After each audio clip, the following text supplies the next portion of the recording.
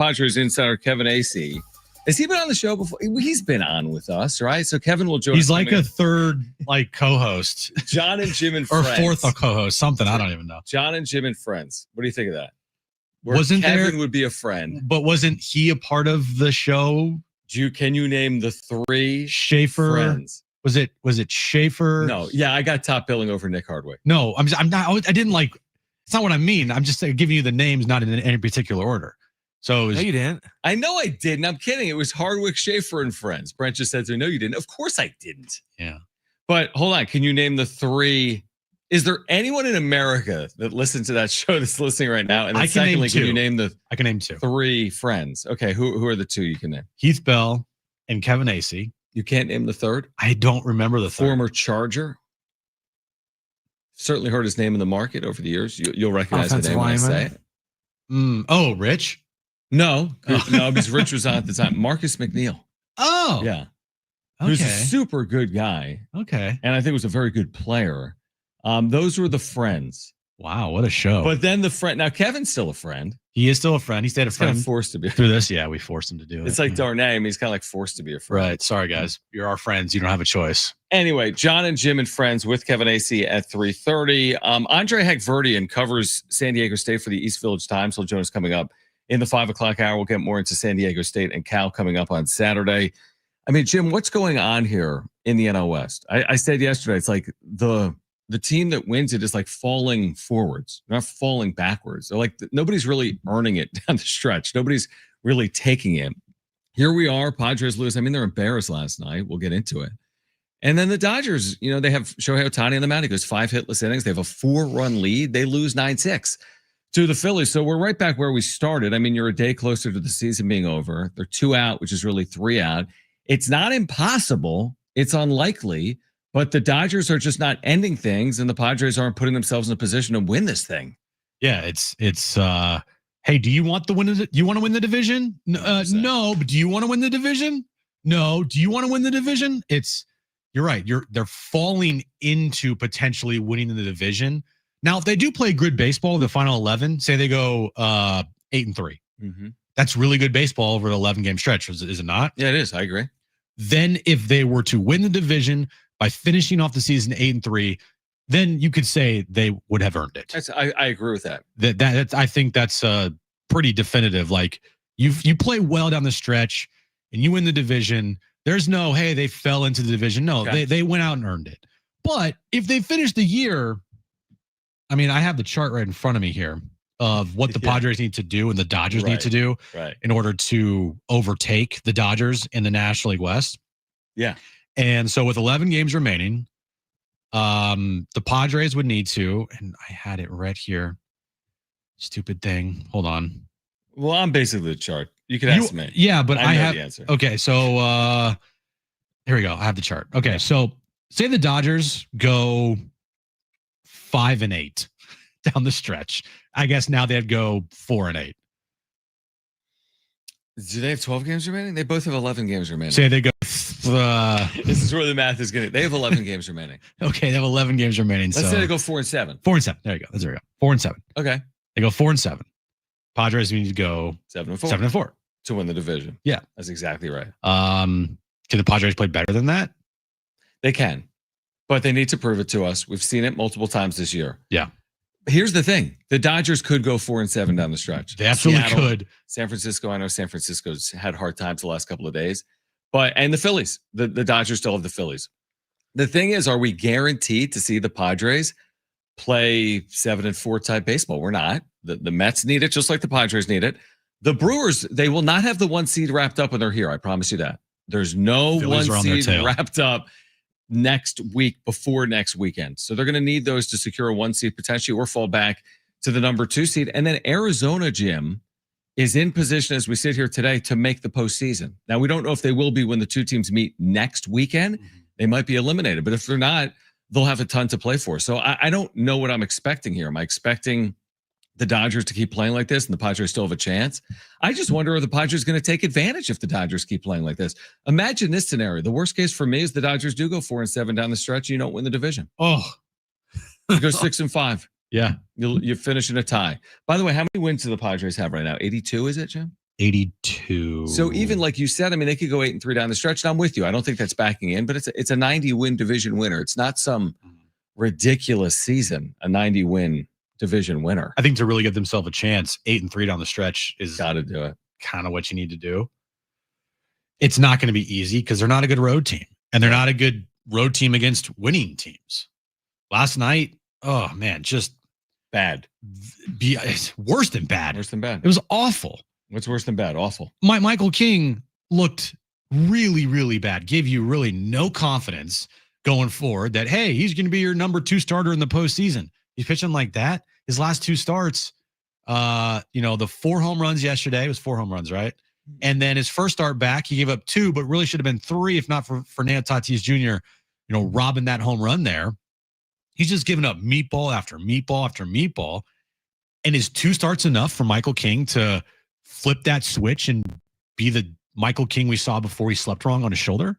Spot on. I mean, I was saying something comparable. How much confidence are you going to have if he pitches well against the White Sox? Like, what are you learning? Yeah, it's the White Sox. They have the worst record in the American League by 10 games. And if vice versa, he doesn't pitch well against the White Sox, and it's even worse. I mean, I guess I'd ask you this. The Padres, I wasn't willing to go down this path, and I think you feel the same way. The Padres are going to make the postseason. Barring an utter collapse, the Padres have a 99+% chance of making the postseason. But is Michael King locked in to pitch their second game? I would guess no. Now, I can't tell you that Dylan Cease is going to be a better option or Yu Darvish, but if Michael King goes out in Chicago on Sunday and goes 5 innings, allows 4 runs, are you pitching him in the second game just because there's no other option? Or are you saying, like, this is kind of insane? I mean, we're putting this guy in a position where we're kind of asking him to fail, potentially. Maybe. They could look at it like, hey, Dylan Cease, Yu Darvish, they're more built up. We want to have those guys out there. Right. Then again, there's a third game, too. I have no idea what they're going to do. All I know is that if they want to go deep into a postseason, doesn't Michael King feel like pretty important to their 100%. Their chances? Yeah, he does. And I said, I think last night, I'm like, maybe it's been oversimplified because I've agreed. You and I have both said, like, without Michael King, you're not winning a World Series. And it's probably true. But I've never said without Michael King, you can't beat the Cubs at Wrigley in a 3-game series. I think it's harder. Mm-hmm. You know what I mean? I've never said that. I mean, things happen. Like, go back to how did Padres fans feel before social media in 1998 when the Padres played terribly in September? And then they made the World Series. Or how confident were we in 2022 when they ended up upsetting the Dodgers heading into that series? Not overly confident, I don't think. The Padres were terrible against the Dodgers that year. The one thing that the Padres had in 2022 that I do think helped them is winning at Citi Field against the Mets. That's right. And 3-game series. And playing well and having the confidence to lead you into that series. Yeah. So all it could take is just one series to, like, propel you. But we're still waiting for that one series. That road series win that we've talked about all month long. Yeah, taking the next 2 from the Mets is, I think, pretty crucial. I for their not only their confidence level, but for also their chances to win the division. 1,000%. And if they win the next 2 and the Dodgers win the next 2, then okay, so be it. Yeah, it's fine. But at least you won't be sitting there saying to yourself, "We missed all these opportunities again." Yeah, and going out and playing good baseball and hitting with runners in scoring position, pitching well, playing well on the road. Because against playoff caliber teams on the road, they have been awful this year. How about 500 teams on the road? Just 500, 12-26. Wait, on the road. Say that again? If a team is 500 or better, yeah. They're 12-26 on the road. And that number has gone up because the D-backs have now gone above 500. Exactly. And your stat holds true, which is, I think, 1-9 in series against playoff teams because Arizona still is not in playoff positioning. Right. They do have a series win over Arizona in the desert this year. But I mean, listen, how could you not be concerned? But I also kind of have made the point that there's an unpredictability to this. Like, I'm sitting there watching how the Phillies are playing right now, and I'm like, the Phillies are going to go to the World Series and win it, right? But it's not as simple as that. Yeah. And I think there's people that are writing off the Dodgers. I mean, can you do it? I think there's people that are writing off the Padres. Yeah. But I don't know. And the Brewers. Did the Brewers peak too soon? But I go to Fangraphs. There's not one team with a better than 1 in 7 shot to win the World Series. which means every team is unlikely to win the World Series. Every single one of them is unlikely to do it. And guess what? Someone's going to do it.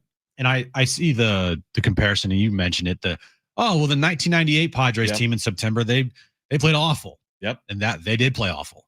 They won the division by 9.5 games. Right. So there was margin, cushion, breathing. There was no there was, hey, what's going on here? I think you could probably chalk that up to, hey, we have such a huge lead in this division here. We just want to get to the postseason. And I'm sure the players would tell you that too, is like they just stumbled in September for whatever reason. And then they locked in come postseason time. Now that team did go on the road and win. This Padres team will need to go on the road potentially and have to win as well. But it's a lot different when you're talking about a 98 win team compared to maybe like an 88, 87 win team. I completely agree. I mean, you bring up a really good point. And this has been the knock on. And a team that also, by the way, coming into September 98, was 90 and 49. Was well on their way to either one of the best records in baseball or the best record in baseball and 100% winning that division. They entered September leading the division by 15 games. There was no world in hell where they were going to lose the division. They could have lost out. They actually could have lost out. And I think won the division by a game. They went 8-15. So they could have lost the 8 wins because they ended up winning the division by 9 games. That's how secure they were. But this is always the knock on teams that have wrapped things up early. Yep, they just get complacent. They get complacent. Now, this version of the Padres and this version of the Dodgers, there shouldn't be complacency. But what's interesting is look at their overall records. Dodgers since the 1st of July are under 500. Padres have been awful the last 3 weeks. 8-14 in the last 22. Not good. So I don't have an explanation for how this is playing out. I also don't think there's really any correlation that anybody can make between 98 and this team. Like no. Like none.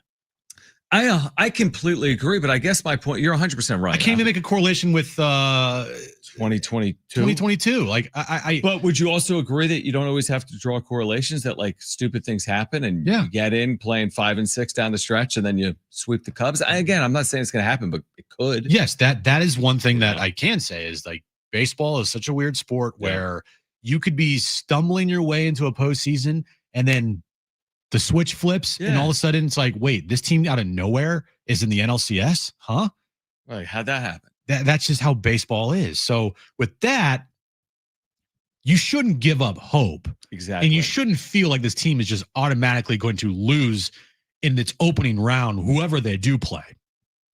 But the confidence level going into that, I agree. It's not that high, so there's 2 things. You can still have hope, but going into it, I understand if Padres fans' confidence level out there isn't high because of how they played this year and how they played on the road. So all it takes is just like one win in game 1, and then everything just kind of flips like, oh, we have a chance at this. Right. And if there is good news, they do have Nick Pivetta, who will start tonight, and we'll see if he can look like Nick Pivetta tonight against the New York Mets at Citi Field. All right, Kevin Acee will join us at 3:30. We can get your calls on the other side if you want to weigh in.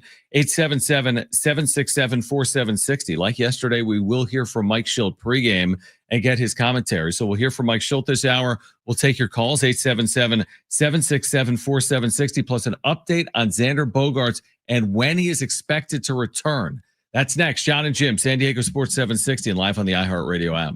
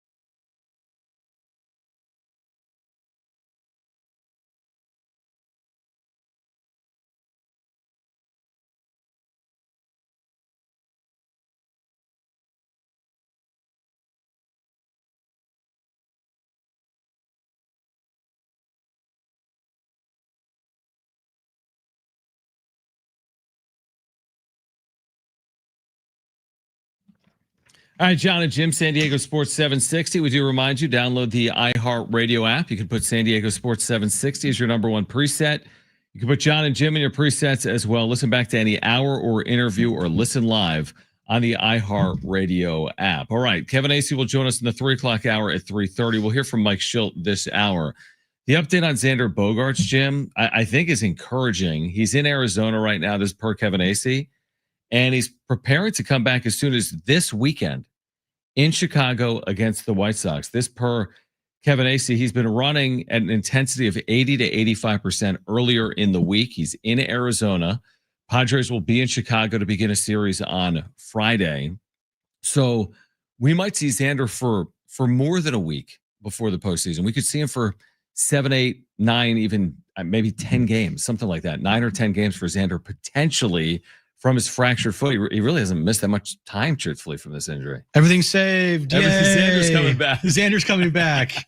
Yeah, it's not like you've been without. That's a good point.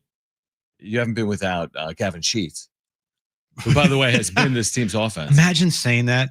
He's been this team's on like offense. April 10th. I know, you're right. Maybe I should say, like, man, where would this team be without Gavin Sheets? Maybe on September 17th. If anything good came out of yesterday and they hit 3 home runs, the Padres did, Jackson Merrill's legitimately red hot. He is. 10 extra base hits in his last 10 games. He's hit 333 in his last 10, 4 homers in his last 5. Yeah.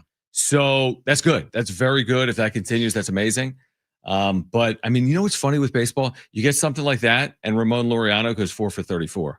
Yep. Which I think is right. I think that's where he is in his last 34 at bats. That's kind of been the problem with this team offensively is you can't get all these guys kind of clicking at once. He's 3 for his last 26. 3 for 26. Yeah, he's hitting 115 over that his last 26 at bats here. Not great. His last 15 games hitting 232. Yeah. So he's taking a step back. He has, and I'm not gonna blame him at all. No. It's baseball, and he's not a guy that is being looked at as the superstar player of this team. He is a complementary piece. He was brought in to be a complementary piece, along with Ryan O'Hearn, who has also fallen off a cliff. But what we have not seen this year is like their star players all hot at one time. Unless I'm mistaken, I think at the start of the year, Merrill and Tatis were red hot, but then that lasted 10 games and Merrill got injured and he was out for a month. Mm-hmm. Manny was very consistent at the start of the season. All-star first half, absolutely. But we've yet to see that stretch where it's like, man, this team offensively with their top guys all producing. We've seen this team offensively look good, score 5-6 runs, a game for a 2-week stretch or whatever. But it was like with Manny going over 4 every night and Tatis hitting like 240 and Luis Ariz hitting like 230, right? It was a lot of like the others stepping up and contributing in big ways and making it so that this team is scoring a bunch of runs. We've yet to see Manny and Toddy and Ariz and Merrill all be like the backbone and cornerstone of this offense leading the way. Yeah, it's together. You're right. It's happened like twice over 150 games. And by the way, how many times have we said this over recent Padres history at the trade deadline? You get a player that's a different player in his previous stop than he is here within the same year. Ryan O'Hearn in Baltimore, 837 OPS. Ryan O'Hearn in San Diego, 644 OPS. How about this? Ramon Laureano, who's been good. Yeah. I mean, he's been great. In Baltimore, his OPS was 41 points higher, 884. Now he's taking this step back. He has. It's down to 843. He's still been a big reason why they've gotten to this point in the second half of the year. But, we said that on the day of the deadline, that it might look good on paper. You might get players that you think are going to help you offensively for whatever reason. It doesn't always work like that, whether it was Juan Soto in 2022 or to a lesser extent now Ryan O'Hearn in 2025. And now it's back to the same conversation. Like, can you get 6 innings from Nick Pivetta? And can your bullpen close the door with someone like Mason Miller? And can you win a game 3-2? Like, we thought the offense was going to be improved in the second half of the year. There's been times it has, but now we're back to like, you're going to score 3 runs. Yeah. Yesterday, they scored 3 runs. You're going to have to win scoring 3 or 4 runs, not 7 or 8. Yeah, it goes back to the conversation of if they're going to be the 5 seed, which I'm sure Fangraphs, the percentage of them being the 5 seed is pretty high. I don't know if you could find that, but because they're going to make the postseason. I think the percent chance of them winning the division is pretty low. What do you think it is right now? Less than 7%. It's 9.5. Oh, okay. It's 9.5 that they win the division. So there's still because of the Dodgers. The Dodgers just are trying to hand this thing to the Padres. Right. It's crazy. I think you're one day away from, if you can get a win and a Dodger loss, you got a realistic shot. But you're also one day away from, if the Dodgers win and you lose, it's done. Yep. If the Dodgers won last night and they preserved that lead and preserves Shohei Ohtani's 5 no-hit innings. Right. That was such a stupid game. 5 no-hit innings and they allowed 9 runs. It's like the first time in the history of the sport that's happened. And then you got SportsCenter tweeting out like, Ohtani's the first player ever to have 50 homers and 50 strikeouts in a season. We're like, what? Huh? What kind of stat is that? Stupid. It's the dumbest thing I've ever heard. Yeah. But yeah, you're right. If the Dodgers won last night, coupled with the Padres losing, I would have come in today and say the division is over. Me too.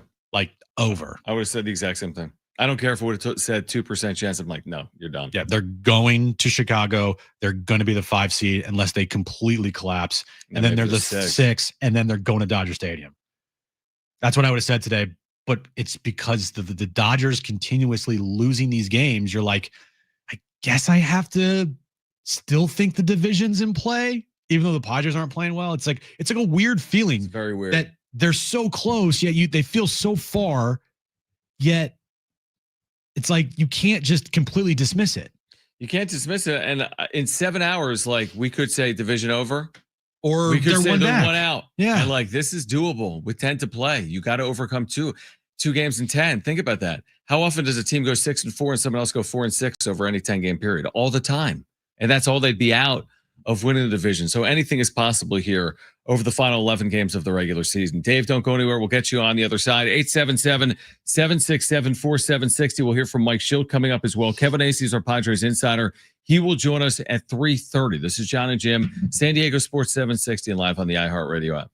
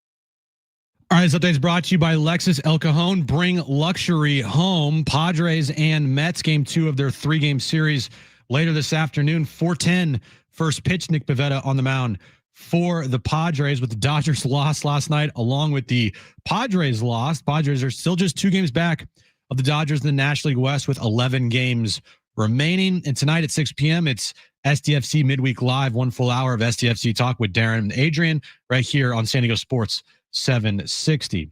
This fall, discover why Lexus El Cajon is #1 for customer service with unbeatable offers on new and pre-owned Lexus models in stock.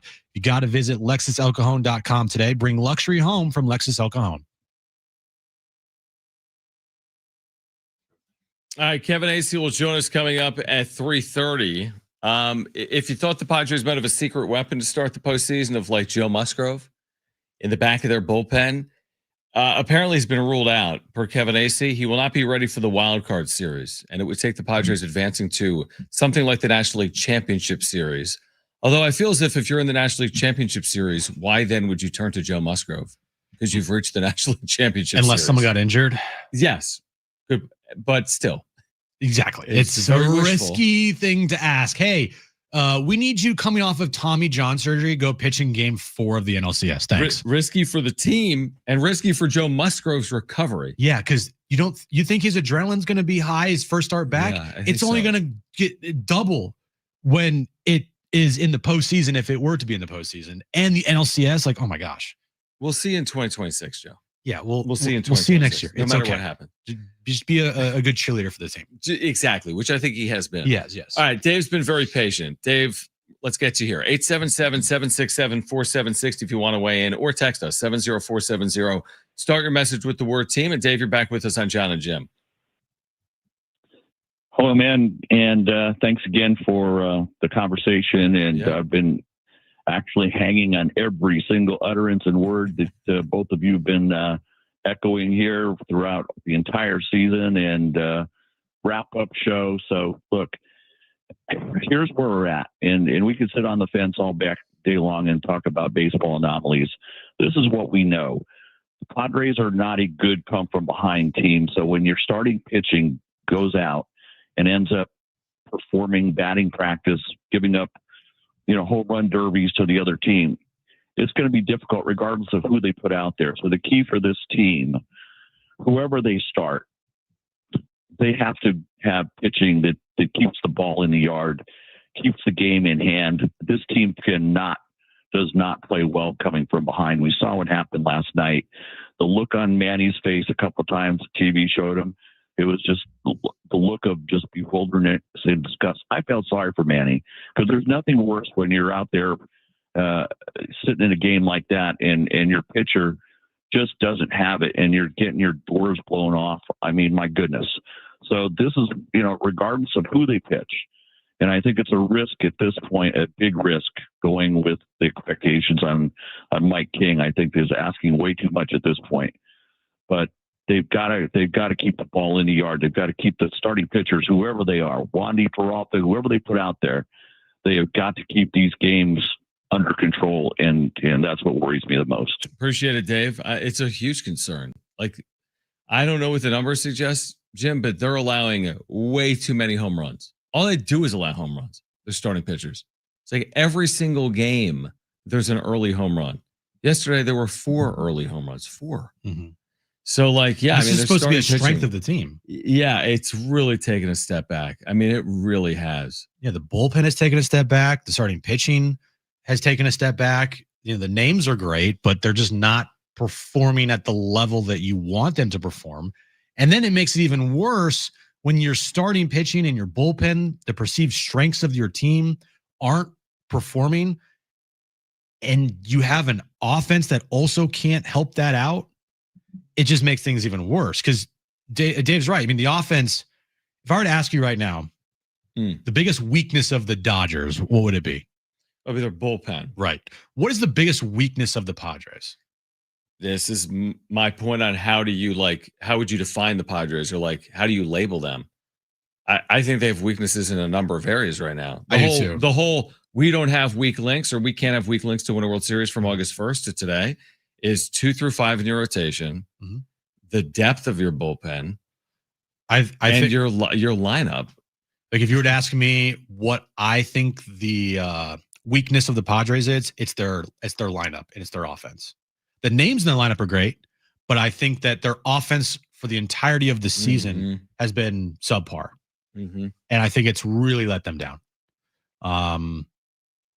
The lack of power, the lack of consistency, the fact that, every big name in your lineup, none of them are having like these great years for their standards. Right, like career years. No one's having a career year. No, nobody. I would put their weakness right on the offense. And then it makes things even worse when you know that your offense is your weakness and then your strengths need to carry you and help you. Those become issues. And now it's like you got a lot of different things. Like to your point, there's a lot of different areas now that you could say that it's a weakness of the team. Yeah, like what do they say? Like it's like you try to fix a leak, but then as you do it, another one pops up. Oh yeah, like that would be you a fix good one analogy. leak, and then all of a sudden the leak comes out of the side of the thing, and then you fix that, and another leak comes out of the other side. I mean that's what it feels like a little bit to be someone that's covering the Padres or a fan of the Padres. Like the fact is, I'm looking right now. This actually, what somewhat surprises me, Jim? Their OPS for the season is 17th in baseball. They're on base plus slugging. I thought it'd be worse. Is 17th in baseball. What is their slugging percentage? Where they've been worn down, obviously. Yeah, like what they can't overcome is the fact that their slug is 22nd in baseball at 389. So they're 22nd in baseball in slug. Their on base percentage obviously has been higher. And still in home runs, they are still 29th in baseball in home runs hit. Where do they stand as far as runs scored in all of baseball? My guess would be bottom half, like 25th, 24th. 24th. Yeah. That's because the American League exists. That's hilarious. And also the Pirates and the Rockies are there. But in the National League, they're third worst, or they have to score the third fewest amount of runs in the National League. That's exactly right. Yet they're still in this position where. Yeah. And if you looked at last year's team's offense compared to this year's team's offense, night and day. Last year's team's offense, so much better than this year's offense. Padres a year ago were 8th in runs scored. Yeah. This year they're 24th. Yeah. By the way, that's a good. Yeah, I hate to say it, and people go there with. Listen, that's a recipe to have turnover. That's a recipe to have, and I'm not advocating for it, but I'm telling you that's a recipe to have turnover in some of those positions on Mike Schultz's staff. When you go from 8th in runs scored to 24th. Right.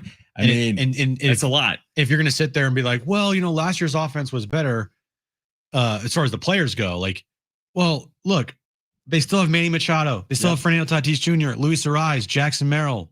I mean, Xander Bogaerts is healthy, right? Like, they still had all those pieces. And they added a Gavin Sheets who is having a career year. Yep. A career year. And you're still one of the worst teams in baseball as far as runs scored. Like, why is that? I put the blame on the top guys in this offense. Manny, Toddy, Luis Ariz, Jackson Merrill. Those players are the reason why this offense is as bad as it is this year compared to last year. Yeah, it has nothing to do. I mean, when I say nothing, the Victor Rodriguez conversation that's played out all year long, he was the hitting coach last year. They were a really good offense. I mean, you put it on the big money performers, and you kind of go as far as they carry you. And unfortunately, for whatever reason, Manny Machado's final 5-6 weeks of the season has just been off. Yes, I know he had the games against Colorado. Tatis, there's been moments. Merrill, there's been moments. But the expectation heading into the year was way more out of the 4 names you just said. Out of Machado, Tatis, Merrill, and Ariz. The expectations were so much higher than what they've actually gotten in production. Some of it is almost amazing that they're going to potentially win 90 games and potentially vie for this division. And the fact is they're going to the postseason. They've done it on the backs of their bullpen, by and large, this year. Like, that's how they're getting to the postseason. Their bullpen's protected a lot of leads this year. How many 1-run or 1-0 games have they won this season? 5. That's a lot. Like, I don't know what the record is in 1-0 games. I think it's 5-0. As in, I don't know if they've lost 1-0 this year. But let's say you lost 5 games. I mean, they scored 1 run 5 times and won. Yeah. If they had lost those 5 games, you're on the outside looking in. Over the course of the entire season, they have not been a good team as far as like adding on. Yeah, it's true. They're not a team that doesn't they don't come back. Last year's team, they went down 4 runs. Easy. Team's coming back and winning this game. They always were in it. They felt like they were in it, and they showed it, and they had all these comebacks. And you just felt like watching this team last year, they were never out of game. And that's not the case this year. Yesterday, going down 7-1 as early as they did, last year's team, you felt like they could make it a game. Yesterday, I know they had a couple home runs, whatever, but that thing was over. I mean, the odds of coming back from 5-0 down in the first inning on the road. Again, you give yourself time, it's low. And then the odds of coming back from 8-2. Yeah. I mean, you have a 1 in 100. You have a 1 in 100 shot. Especially this team that doesn't score runs. They don't have power, so they don't have that 3-run homer in their back pocket, And I'm watching the Phillies and Dodgers last night. It's like, yeah, there's a lot of runs. I know the Dodgers are struggling, and they're having obviously a massive down year for their standards, but they still got the home run power. Andy Pages the other night, he hits that not 2-run homer, the solo shot in the ninth to tie it up, right? Shohei Ohtani, he's hitting home runs left and right. Mookie Betts, like they have home run power to get themselves back into games that they give up the lead because their bullpen sucks. Right. Padres don't have that. They don't have that ability. And you look at the Phillies, it's like, good luck, man. You're not keeping up with that horse. That thing is going to lap you as far as their power goes and their ability to get back into games if they're trailing late. That's the thing. It's like the Padres have less ways to win. Yep. Other teams have more outs in a deck than San Diego does. There's still outs in the deck for the Padres, but again, their margins are thinner. The Padres outs in their deck is sacrificing and laying down bunts. Yeah, exactly. Like giving you outs. The Padres are giving you outs. That's how they get out of their outs or whatever you want to say. Yeah, that's exactly a lot of outs there. That's exactly what it is. All right, Kevin Acee will have more on it coming up at 3:30. We will hear from Mike Schilt coming up as the Padres get ready for the Mets. Plus, will Brock Purdy return as soon as this weekend for the Niners? We have the latest on that coming up this hour as well. Stay with us. This is Jon and Jim, San Diego Sports 760 and live on the iHeartRadio app.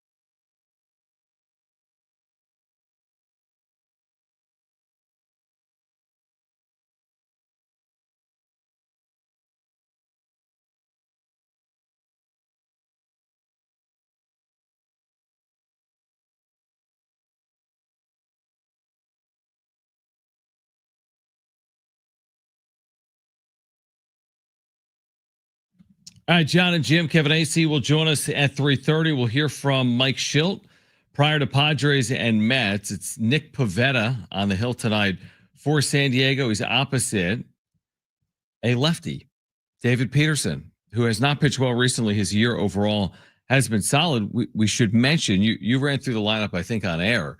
Iglesias back in at short against the lefty. Maybe it was off air. Yeah, I think it might have been. Okay. Yeah. Well, Iglesias back in at short for essentially Jake Cronenworth. Right. I mean, you know what I mean. Iglesias is going to start at short here tonight against a lefty, which means Ryan O'Hearn is sitting against a lefty. Mm-hmm. And O'Hearn has kind of been mired in a slump in his time in San Diego. So they're going with the good old defense, right? Iglesias, who has not hit anything like he hit last year with the New York Mets, will start against his former team and against that left-handed starter here tonight in David Peterson. The lineup conversation, it is what it is now. It never ends, because you know what?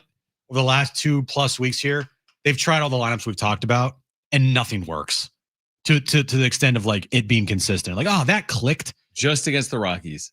They've had some the games where it's clicked have been against the Rockies. Does that really count, though? I know. That's what I'm saying. Like, they scored 10 runs against the Rockies a couple times. The Padres this year have a run differential of plus like 53 against the Rockies. Yep. And overall in the season, they have like a plus 58 as a team. Right. So it's like without the Rockies in play, they are just as mid as it gets. Yeah, you're right. So the lineup conversation, I'm kind of over it, because nothing's sticking, nothing's working. Maybe Xander has to return for something to happen. But again, Xander Bogaerts is not, to me, this like white knight riding in on its white horse to like save the day. Right. He's just not that guy to me. He's very forgettable. It will help them with like lineup construction and having a better lineup. But is it going to make this big difference? I don't know. I can't sit here and be like, yeah, absolutely is. We're not talking about the return of like, oh man, the team just lost Bryce Harper. Bryce Harper's returning to the lineup, or if Kyle Schwarber was returning to the lineup, or Shohei Ohtani was returning to the lineup. It's Xander Bogaerts. Guy's like the most average mid player imaginable. Well, how about this? On cue, ESPN yesterday publishes an article, biggest wins and biggest failures of the year for all 30 teams. Biggest 2025 success and failure for all 30 teams, right? Yeah. What's the Padres? Biggest failure, Xander Bogaerts. But John, remember when he was amazing for that month and a half? But now we're talking about maybe everything's fixed if Bogaerts comes back. And again, this is ESPN. They're at 32. Bogaerts has posted his second straight subpar offensive season. His OPS plus of 98 is up from last year's 92, but remains well off what he did in Boston. Right? The change in ballparks has been more severe for Bogaerts than expected. I mean, his career slug at Fenway compared to Petco is off by 100 points. So they said the biggest failure of the year is Xander Bogaerts. You know what their biggest success is? What do you think the biggest success of the Padres is this year? You'll never guess it. Okay, so it's not the obvious Nick Pivetta, Gavin Sheets. Nope. Keep going. I'll give you 10 guesses. Adrian Morejon. No, keep going. Fernando. No. I'm going to give you another 7 guesses. You won't get it. I have no idea. Winning the deadline. Their biggest success was winning the deadline. That's not a big success. But since the deadline, they're like a game over 500. Yeah, they have not taken off like we thought they were going to take off after the deadline. Even though they did have, in the middle of that, they were in the middle of a 14-3 stretch. They were, yeah. And then just like, hey, let's become as average as can be again. Yeah, isn't that like, we've said this so many times, is like winning the winter meetings. It is nice in real time. Dodgers won the offseason. 100%. But the Padres have done this now. They have won off seasons. They've had strong winter meetings. They've had strong trade deadlines. They've gained the attention of baseball fans and San Diegans and Padres fans. But then you get on the field and it's been ups and downs. Look at the Brewers offseason. Did anybody have a worse offseason coming off of a playoff year than the Brewers did last offseason? Right. Lost Willie Adames. They traded away Devin Williams. They didn't make any big signings. I bet you if you look at their lineup, you wouldn't know half the guys in their lineup if you don't watch Brewers baseball every day. They're in line for the 1 seed. And exactly. That's my point, is the Brewers in the offseason, you could argue that by the moves that they didn't make and the players that they lost, oh, that team's going to win 75 games next year. And now they're on the verge of winning 100 and getting the 1 seed potentially. So, like, you're right. Winning the deadline is the Padres' greatest success of the year. Like, huh? It's a very odd success. And I mean, Jim, it was August 1st. AJ Preller spoke with the media and said, in order to win a World Series, we needed to address these weak links. I'm like, now it goes back to this leaky boat analogy. We're like, I don't even know what the strong link. What's the strongest link of the team? The guarantee. I think it's Mason Miller and Nick Pivetta. Yeah, that's even your Nick Pivetta strength. is not like invincible. Yeah. But Mason Miller has proved to be that. Well, I do think from an AJ Preller standpoint, in his mind, he addressed all the weak links, and I agree. Yeah, I thought he addressed did them. Yeah. Because the players that were on this team pre-deadline should not have been on this team. And if they kept going with those players and didn't upgrade those positions, it's probably worse right now. It's probably worse. They're probably fighting for their life to be in the postseason. So I do think he shored up the team enough to put them in a position where with 11 games remaining, I mean, I'll say it. I'm not worried about them missing the postseason. No, either am I. Like, I'm not like, oh man, they're gonna miss the postseason. I feel like they're very comfortably in it, as long as they don't lose the next 10 in a row. Yeah, I mean, you'd be asking for, but that's like completely on them and outside the realm of anything that should be happening. But along with shoring up the weak links that Preller, I feel like, did, subsequently, you had your star players, Manny, Toddy, Rise, Merrill until recently, not perform and not produce. So you can shore up your weak links, but if you don't have your star players producing, the weak links that were shored up doesn't matter. It's like, oh, we fixed the hole in the boat, but our sail actually is like now just ripped off the sail. We can't we can't maneuver. We have no anchor anymore. Like, what's going on here? Let me ask you this though. There's a larger question that cannot be answered. Why does this always happen to the San Diego Padres? In what way? In this way, that they put in the money, they'll move heaven and earth at the deadline, and then it's never a straight line season like other teams inherently run into. Other teams just inevitably, Philadelphia, oh, we're just going to put it all together. I mean, what's the difference is my point. The Phillies, look at the Phillies over the last handful of years, how much success they've had in the postseason, how many wins they've compiled in regular seasons. They've done it to a larger degree than the Padres. What is really the difference between the way the Phillies have gone about it and the way the Padres have tried to go about it? You know what I mean? The investment, the money is there in Philadelphia. The money is there in San Diego. The deadline, it's like, it just feels like no matter what they do, it's like they ying and then the sport yangs around them. Well, it's a combination of the players that you have under control, that clubhouse, who your stars are. I think all that has a pretty big impact. Like, who's the leaders of your team? Who keeps the boat and the ship afloat? True, but I mean, the Padres and Phillies were in a series against each other 3 years ago. Yeah, and what happened? Bryce Harper outperformed and he took over. Manny Machado shrank again, and they lost in 5. And the pitching was a disaster in Game 4. True, but Phillies came up small last year in the postseason. They did, as a favorite. So I'm saying like that happens, and maybe the Padres will overperform in the postseason. It just feels like we've gone down this path so many times. Like, they put it together. This is the right roster. 2021, 2022, 2023. I'm just fascinated to see which way this is going to go, because if they end up falling flat on their face against the Cubs, say they're the 5 seed, and if they lose that series, we'll be coming on the next day, be like, kind of told you so. Like, the warning signs were there all along. Or they'll flip the script on everything and be like, you losers. Yeah, you thought we were really going to just roll over? Exactly. We were waiting for this moment. 162 games of just kind of like meh, and us being awful on the road all year long. Ha, watch this. We were waiting for this. Like, that's what's going to happen. It's either the warning signs were there, we saw this coming all along, or they completely surprise us and do something they haven't done all year long. How long do you think Mike Schultz speaks to the media? Short, medium, long? 3 minutes. 3 minutes, right? Coming off that loss? Yeah. Brent, what do you think? How long do you think Mike Schultz speaks to the media? 5 minutes? What if I told you spoke to the media for 13 minutes and 51 seconds? Shut up. I don't know if we'll bring it all to you, but we'll bring you a portion of it on the other side. I can't wait to hear the baseball 13? Theory. It's just that long because they had to pause for airplanes going over every 20 seconds. I mean, it's going to be all like theory and who even knows. But we're going to hear from Mike Schilt on the other side. Kevin Acee is going to join us coming up at 3:30. Hour 2, Jon and Jim. San Diego Sports 760 and live on the iHeartRadio app is next.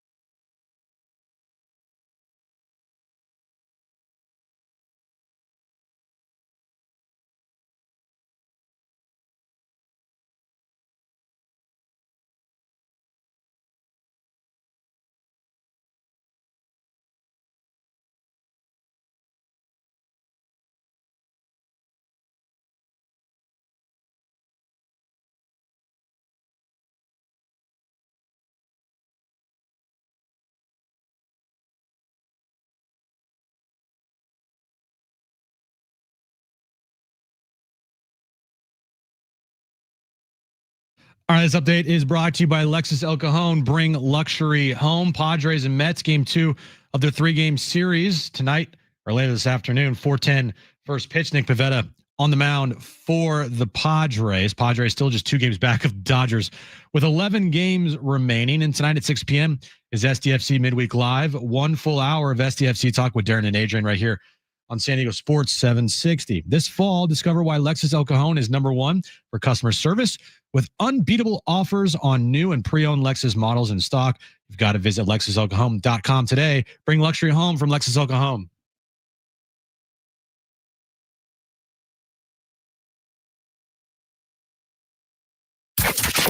Getting you all set for that drive home. Let's just start the show. Here's Jon and Jim. All right, San Diego and Southern California, what's going on? This is hour 2 of Jon and Jim, and we're with you until 6 p.m. We're getting you ready for Padres and Mets. We'll be talking about week 2 in the NFL on our way to week 3 in the NFL, the latest with the Niners quarterback situation and Brock Purdy as well. But Mike Shildt, when he speaks, Jim, he speaks sometimes. Like today. Yeah, this is a long Schulte pregame. What do you think he talks about for third? Like, give me a topic that you think might come up that makes it 13 minutes. It can't solely be about like the game. I have no idea. No idea, right? No clue. He's gonna be like, "Hey, what do you think of the Mets history and how it's like evolved?" I guarantee you, there's probably like 6 or 7 minutes in here, which is literally pointless. Has to be. But I need to hear it. I need to hear how pointless this is. Now, I don't know if we're going to play the entirety, but we'll see how it goes. Let's see how we're all feeling, all right? As you're driving down the highway, we don't want to put you to sleep. Listening on the app, how are we all feeling? This is Mike Shildt just a few moments ago. It starts with a conversation about tonight's starter, Nick Pivetta. I think he's been, I think it's a good point. I don't know about stronger, but he, to your point, he's been strong all year. He's thrown the ball well, and even coming into spring training, he's, his intensity's matched by, the way he's pitched. It's just big stuff, and he gets after it, and he's coming at people. He's aggressive, and I think he's been, pedal down all year. Yeah.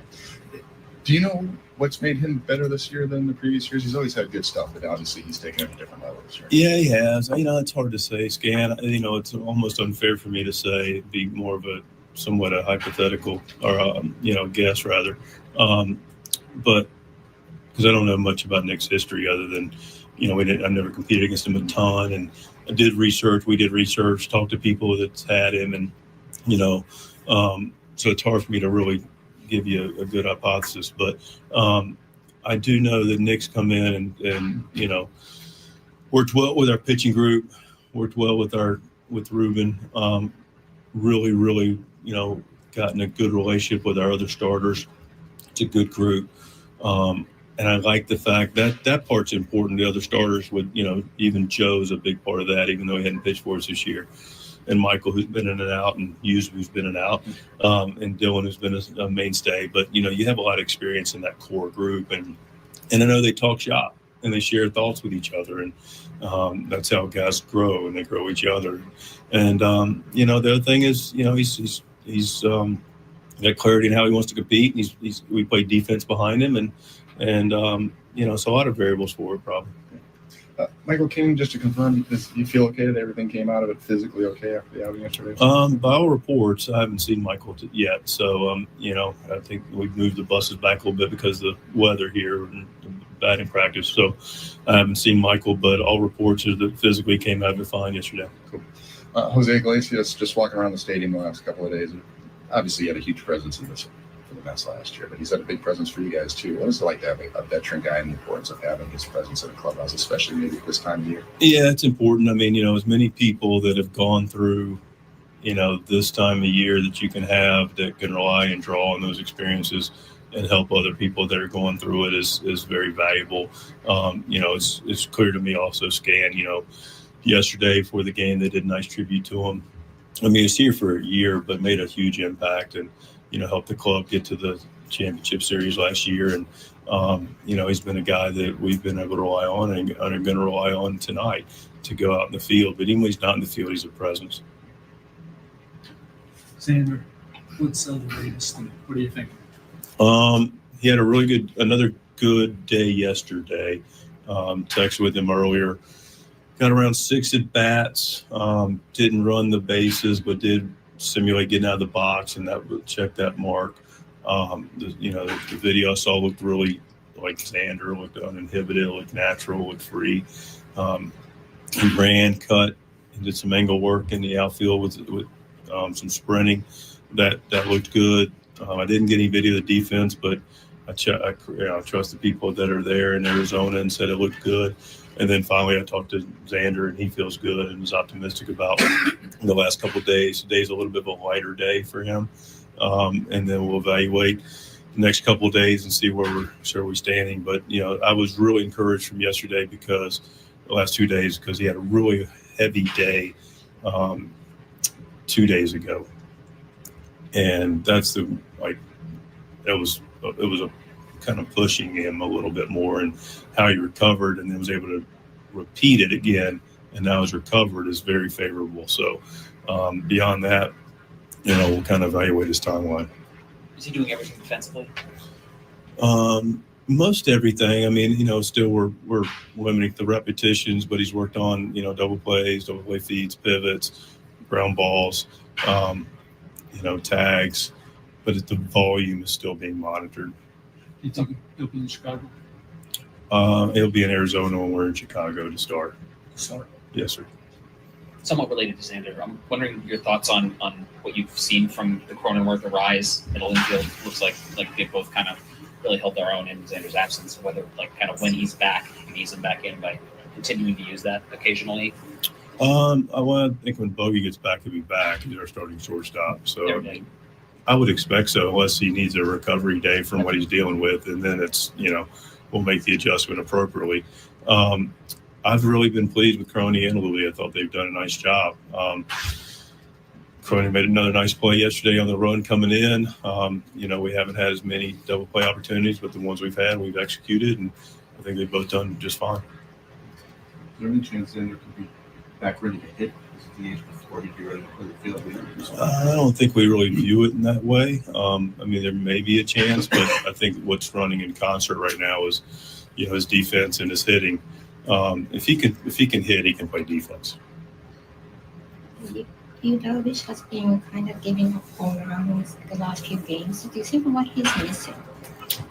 That's a good question. What's the one thing that's been getting us more recently in general with our pitching? We've given up some balls that have left the ballpark. I don't know that the answer would be different specific to you or just in general. It's just really about pitch execution, just getting balls that are, I think, and we haven't been in too many bad counts, sometimes it's count dictated, but, in Hugh's case, it's been a little bit different because he's been throwing a lot of strikes and making a lot of quality pitches. And then that one that gets out over, it's interesting. I don't have a great answer for it. I wish I did. How you can explain how sometimes you get away with it and sometimes you just don't. And it feels like right now, whether it's you or, other guys, especially early in the game, we just, and more so with our starters, but we're just not getting away with the mistakes. All right, so that's the first half of the trilogy. What's longer, that or Star Wars? Oh, that. What has more of a plot twist? I could watch a 2-hour Star Wars movie and it not feel as long as listening to Mike Schultz speak for 13 minutes. What else could he possibly talk about? I mean, we could play more of it. What else could be asked? What else could be asked? What did about we the not division? Cover? Yeah, Dodgers. Something about the give me the meat and potatoes. I don't give a crap about, hey, so what do you think of Nick Pivetta tonight? What? Well, it's the daily routine. I know. Hey, it's before the game. It's the programmed, here's the first 2 questions. It will always be about the starting pitching. And then it will be maybe about the opponent or something. I don't know. But I mean, he did address one of the elephants that I do think is in the room, which is all the starters do right now is allow home runs. He's like, it's not you, He was asked about you, Darvish, allowing a lot of home runs. He's like, kind of like, with all due respect, it's not just you, Darvish, allowing home runs. I mean, look at yesterday with Michael King. I mean, they have to cut down on all of that. I don't know what it is, but they're falling behind seemingly way too much. It seems like they're trailing 75% of the time early. And it has not been a good combination for them. So maybe it changes tonight with Nick Pivetta. they need Pivetta to pitch well today. The Padres are an underdog tonight at Citi Field against the Mets. Mets have not played great, but they've won their last 2 games, and they need it like the Padres need it. And what will we be saying today if the Padres don't win? Like, at some point, you're going to have to play well against a good team. I don't know what we'll say if they don't win tonight. Well, this is the last chance to tune things up before the postseason, where you most likely will be on the road against a good team. Cubs, they just clinched today. Right. So they're going to be the 4 seed. I don't know where they're at in comparison to the Brewers in the division. They're still a few games behind them. I don't think it's very realistic they win the division, right? They got to be 4 or 5 games behind the Brewers. They're 4.5 behind the Brewers. That feels like it's done. Unlikely. They're 5 back in the loss. Very unlikely. Yeah. With 11 to go or 12 to go. If you go 11-0, something like that. But you got to go to Chicago on the road. It's already a tough place to play in October. And you haven't shown at any point this year how you can play well against a winning team in the postseason on the road. Not like that really. One win or one series win on the road this year. They went to Chicago early in the season. I wouldn't take much away from that series. Sure. I mean, Nick Pivetta did pitch, and he did not pitch well in the game that he pitched at Wrigley, and they lost 2 or 3. They probably should have got swept. Mm-hmm. But, yeah, I mean, taking the next 2 here from the Mets, at least they'll give you, as a fan, a little confidence going into a postseason series that would start on the road. Because if they lose one of the next 2 games here, or even worse, get swept by the Mets, is any fan going to feel confident with this team going on the road to Wrigley Field? Some fans will. Like I was told yesterday, Jim, and on the wrap-up show as well, like, this was always going to happen with Michael King. That he needed to get his work in before the postseason. He's got plenty of time to still get ready for the postseason. I'm like, okay. Yeah, this was the plan for him to allow 8 runs on 10 hits and 4 home runs at Citi Field. Like, no, this was not the plan, right? Like, you can't excuse away what happened yesterday with Michael King. Brent, have you listened to what goes on over the last 7 minutes? Please tell me it's good.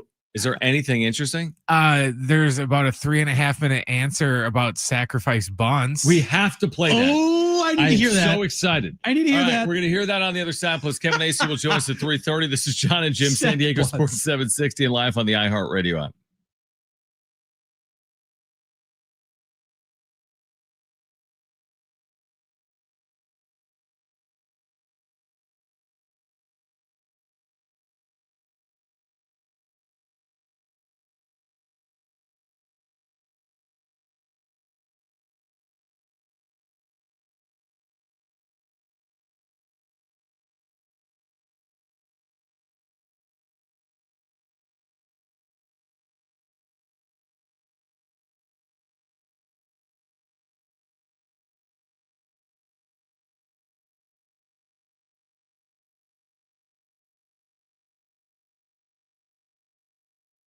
Hey guys, it is Schaefer again, and there is no better time than now to get down to your local Toyota dealer with new vehicles arriving daily, including their most popular cars, trucks, and SUVs. So whatever kind of vehicle you're looking for, hurry into your Toyota dealer today, or make sure to head to Toyota.com. If you're looking for a great deal on a new Toyota, there you can check out all the latest offers and search inventory. Finding the Toyota that's just right for you starts at Toyota.com. Toyota's Beyond Zero lineup of electrified vehicles helps to create a greener planet. Toyota's Beyond Zero lineup supports a greener planet with a wide range of electrified vehicles, including hybrids, plug-in hybrids, and fully electric vehicles. Or take each day further than you thought possible in a new Camry with its stylish looks that'll make an impression wherever you go. See your Toyota dealer today and discover what makes Camry legendary. There's no better time than now to get your local Toyota dealer. Get your local Toyota dealer today or Toyota.com. That's Toyota.com. Your Toyota dealers, we make it easy.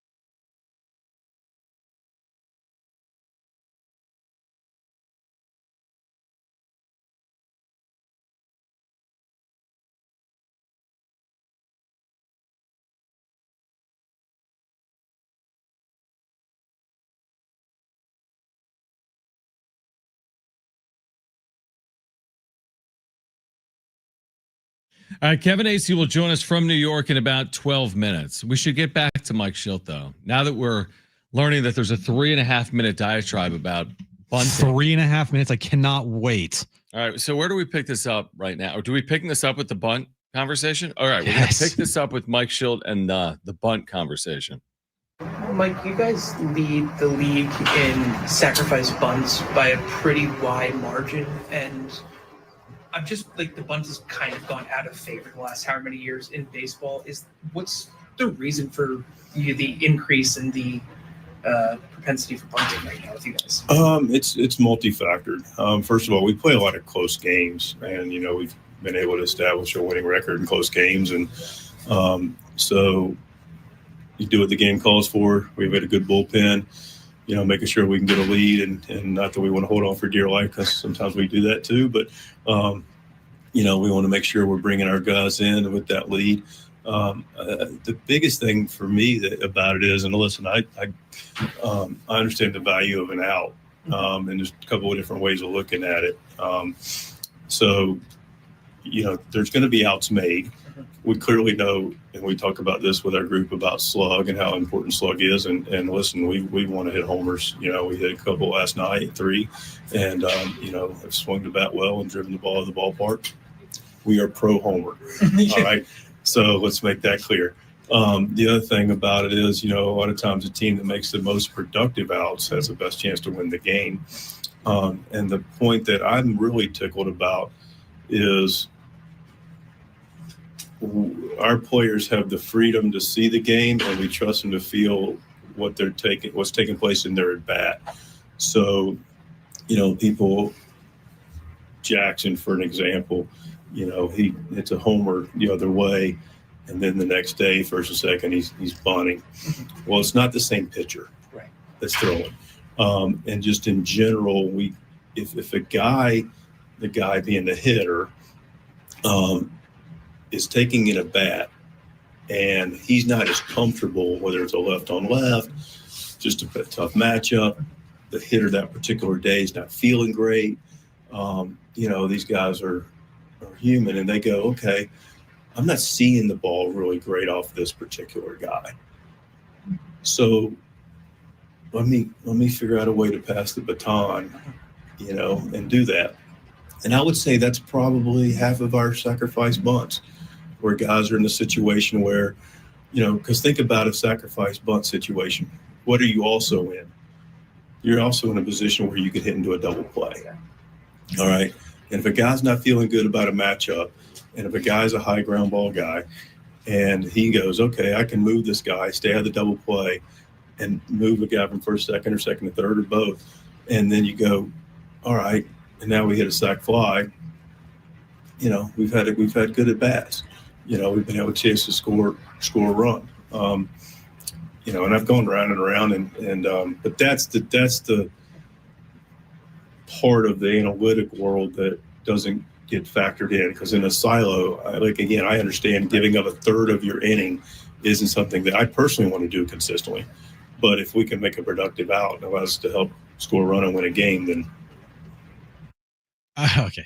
Tell me. First of all, that's a whole show right there, dude. First off, I just want to apologize to everyone out there listening, watching us on YouTube, listening on the iHeartRadio app, listening in your cars, that we put you through that 3.5 minutes of Mike Schilt talking about bunting. He used the word tickled. He did. When talking about bunting. He did. You're not going to get bunt coverage like this anywhere else. You are not. No, we are the leaders in bunt coverage. That's one thing in San Diego separates us from our competition. Exactly. Yeah, we talk about bunting. We talk a lot of bunting. Let me ask you this: do you think that whole 3.5 minute word vomit answer could be just summed up to we can't hit home runs, and I don't trust our offense? Exactly. He kind of said that. Honestly, he kind of said it without saying it. Like, Mike, it's not 1977. No. Are you really going to win a World Series with this strategy? Maybe. If you're the best bunting team ever, and if you're so good situationally, maybe. You do all that, and then Bryce Harper hits a 2-run home run. The excuse of, maybe the next day the guy doesn't see that pitcher well. You know how many times in baseball these guys, some of the best hitters in the league, are like, I'm not really seeing that guy well. So by that logic, you're Shouldn't everyone be basically bunting? you should have those players be bunting when they can't see a pitcher well. What? It sounded to me pretty defeatist. It was like, you do recognize that when you're bunting, there's also men on base. And with men on base, you know what could happen? You could hit into a double play. Well, what kind of attitude is that? You know what I mean? Like, you're looking at it from like a very conservative approach heading in to the sequence. He literally looks at it and even admitted there. He's like, we don't like holding on for dear life, but at times we've had to hold on for dear life. Dear life. He admitted that they play for a run. Like they basically, like we'd rather give up the chance of a 4-run inning to play for the run. Yeah, because we'll move the runner, we'll get the out. He doesn't have faith in his offense to put up those big innings. So at minimum, he's trying to just get a run across the board. And this has been happening most of the year with this team, where they play for the 1-run inning instead of the big inning. And I would argue most of the time it comes back to backfire on them. Now, I'm not saying it never works, right? They have had games where they play the small ball and they bunt guys over, hit them in with a sac fly, and it works out. But if it doesn't work out all the time, it doesn't even work out a majority of the time, because the mental mindset that this team is now being that they've put themselves in is, we need to play for just a run this inning if we get a runner on with less than 2 outs, or at least less than 1 out. You ever play roulette? I don't. But actually. you play outside or inside? Outside, red or black? Yeah. Kind of conservative, right? It's either red or black, so you put it on red or black. You want to play aggressively, you play numbers, right? There's 36 numbers. I'm not good at numbers. But like, sometimes you got to live a little. The advantage of playing a number is it hits 35-1. The advantage of hitting red is it pays 1-1. Yeah. Like, you have to play for a larger inning occasionally, and maybe they do occasionally. But if they think the strategy to win the World Series is go win every game 3-2, they're mistaken. And it's played out in the regular season, and we've watched it with this bullpen here over the last few weeks. It's hard to hold a 1-run lead all game long. So I'm not advocating for giving up an out to potentially move a runner, unless there's a you're at home, it's the 9th inning, it's 1-1, it's first and second, nobody out. You only need 1 run to win the game. Yeah. Like, there's reasons to do it, but I can't be sold on first inning reasons. And they've bunted in the first inning. They've squared to bunt in Colorado in the first 2 innings. Yep. I think that is just the worst possible strategy early in a game to lay down bunts. And by early, I mean like 5th or 6th inning, like sooner. Yeah. You know, if we're getting late in the game, 7th, 8th, 9th, obviously, and you're tied or you just need a run, like you have an opportunity there, like, okay, yeah, deploy the bunt. Yep, deploy it. But if you're doing that in the 4th, the 2nd, the 1st, it is just an idiotic strategy, and it just puts a really bad mindset with your team that you're only playing for 1 run in these games. Kevin in Acee, those moments. Kevin was there for it. He's going to join us on the other side. His thought on Mike Schilt's bunt philosophy. Plus, is Michael King a lock to start game 2 of the postseason for the Padres, and more? Kevin Acee joins us live from New York next on Jon and Jim.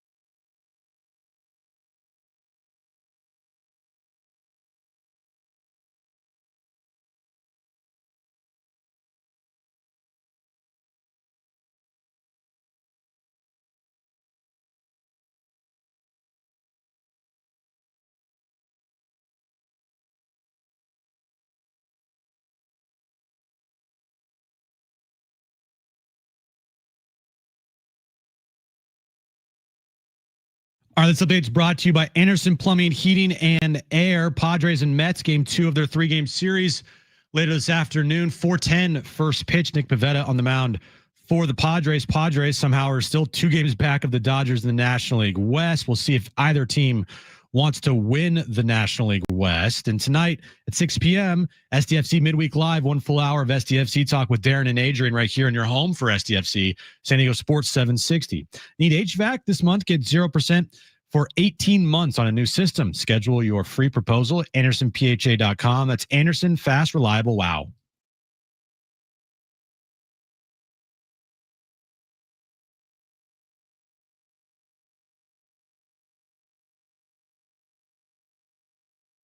All right, back to New York where Kevin Acee is. Padres and Mets will play game 2 tonight in about 40 minutes. If you were guessing where I would start, Kevin, I don't think you would guess what I'm about to say. Because you think I'm thinking what, Michael? What do you think I'm going to ask you? Last time it was so easy. Is it the Dodgers and Padres and no one wants to win the West? Is that it? That would be a good path. Is it Michael King? That's not it. Is it Michael King? It's not Michael King. That's too obvious. I'm going to tell you what it is. Okay? Because you're never going to guess it. That'd probably be better. Okay? Yeah. Because you're never going to guess it. You were there, I'm pretty sure, for it. The 3.5-minute Mike Schilt diatribe on the philosophy of bunting. It just played out. I want to ask you about that. So you were there you took it all in. What was that experience like for you? Hey, what was that like? And you buy what he's selling? The reason I ask it, it's almost like from a defensive mindset. Like, hey, sometimes there's guys, when you're bunting, there's guys on base, and it's better than hitting into a double play. What did you make of the 3-minute Mike Schilt bunting discussion? I'd heard all of it in different bits before. There was a New York writer that asked about it. So, it was all new there to put it all into one. Look, there's one thing I'll defend. He knows his team better than anyone else. Now, and do I think that they go overboard? Do I think they give outs away? Sure. I mean, right. But there's a lot of what he says. Guys that, like, until recently, who was hitting the 3-run homer on this team? Like, that's what I was thinking about during it. I'm like, when you listen to it, I was honestly thinking with my head down, because sometimes I gotta, when he gets going on something, I gotta hide my face because I'm not good at hiding my reaction to things. And so I got my head down. I'm thinking, when you listen to it in the vein of Mike Schilt knows his team best, everything he's saying right here makes sense. And I was glad that he acknowledged some things like, giving away outs and all that stuff. And you can tell, you guys have just known him enough. I can tell you listen to him with kind of the eye toward his defensiveness and all that. You can tell that he knows that he's being, questioned about it.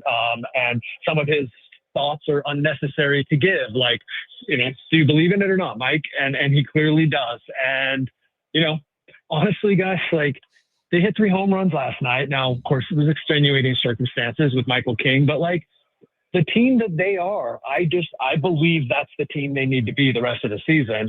Unless Jackson Merrill's going to be this guy and Machado's going to be hitting home runs, and hey, that's certainly better. But Mike Schilt's the guy who has to live with what his team is capable of, and clearly he doesn't think they're capable of hitting 3 home runs a game. Yeah, and there's only 11 games remaining. So is it even fair to ask this team to, hey, we need to start hitting home runs and turn into that team now when they haven't been that all year?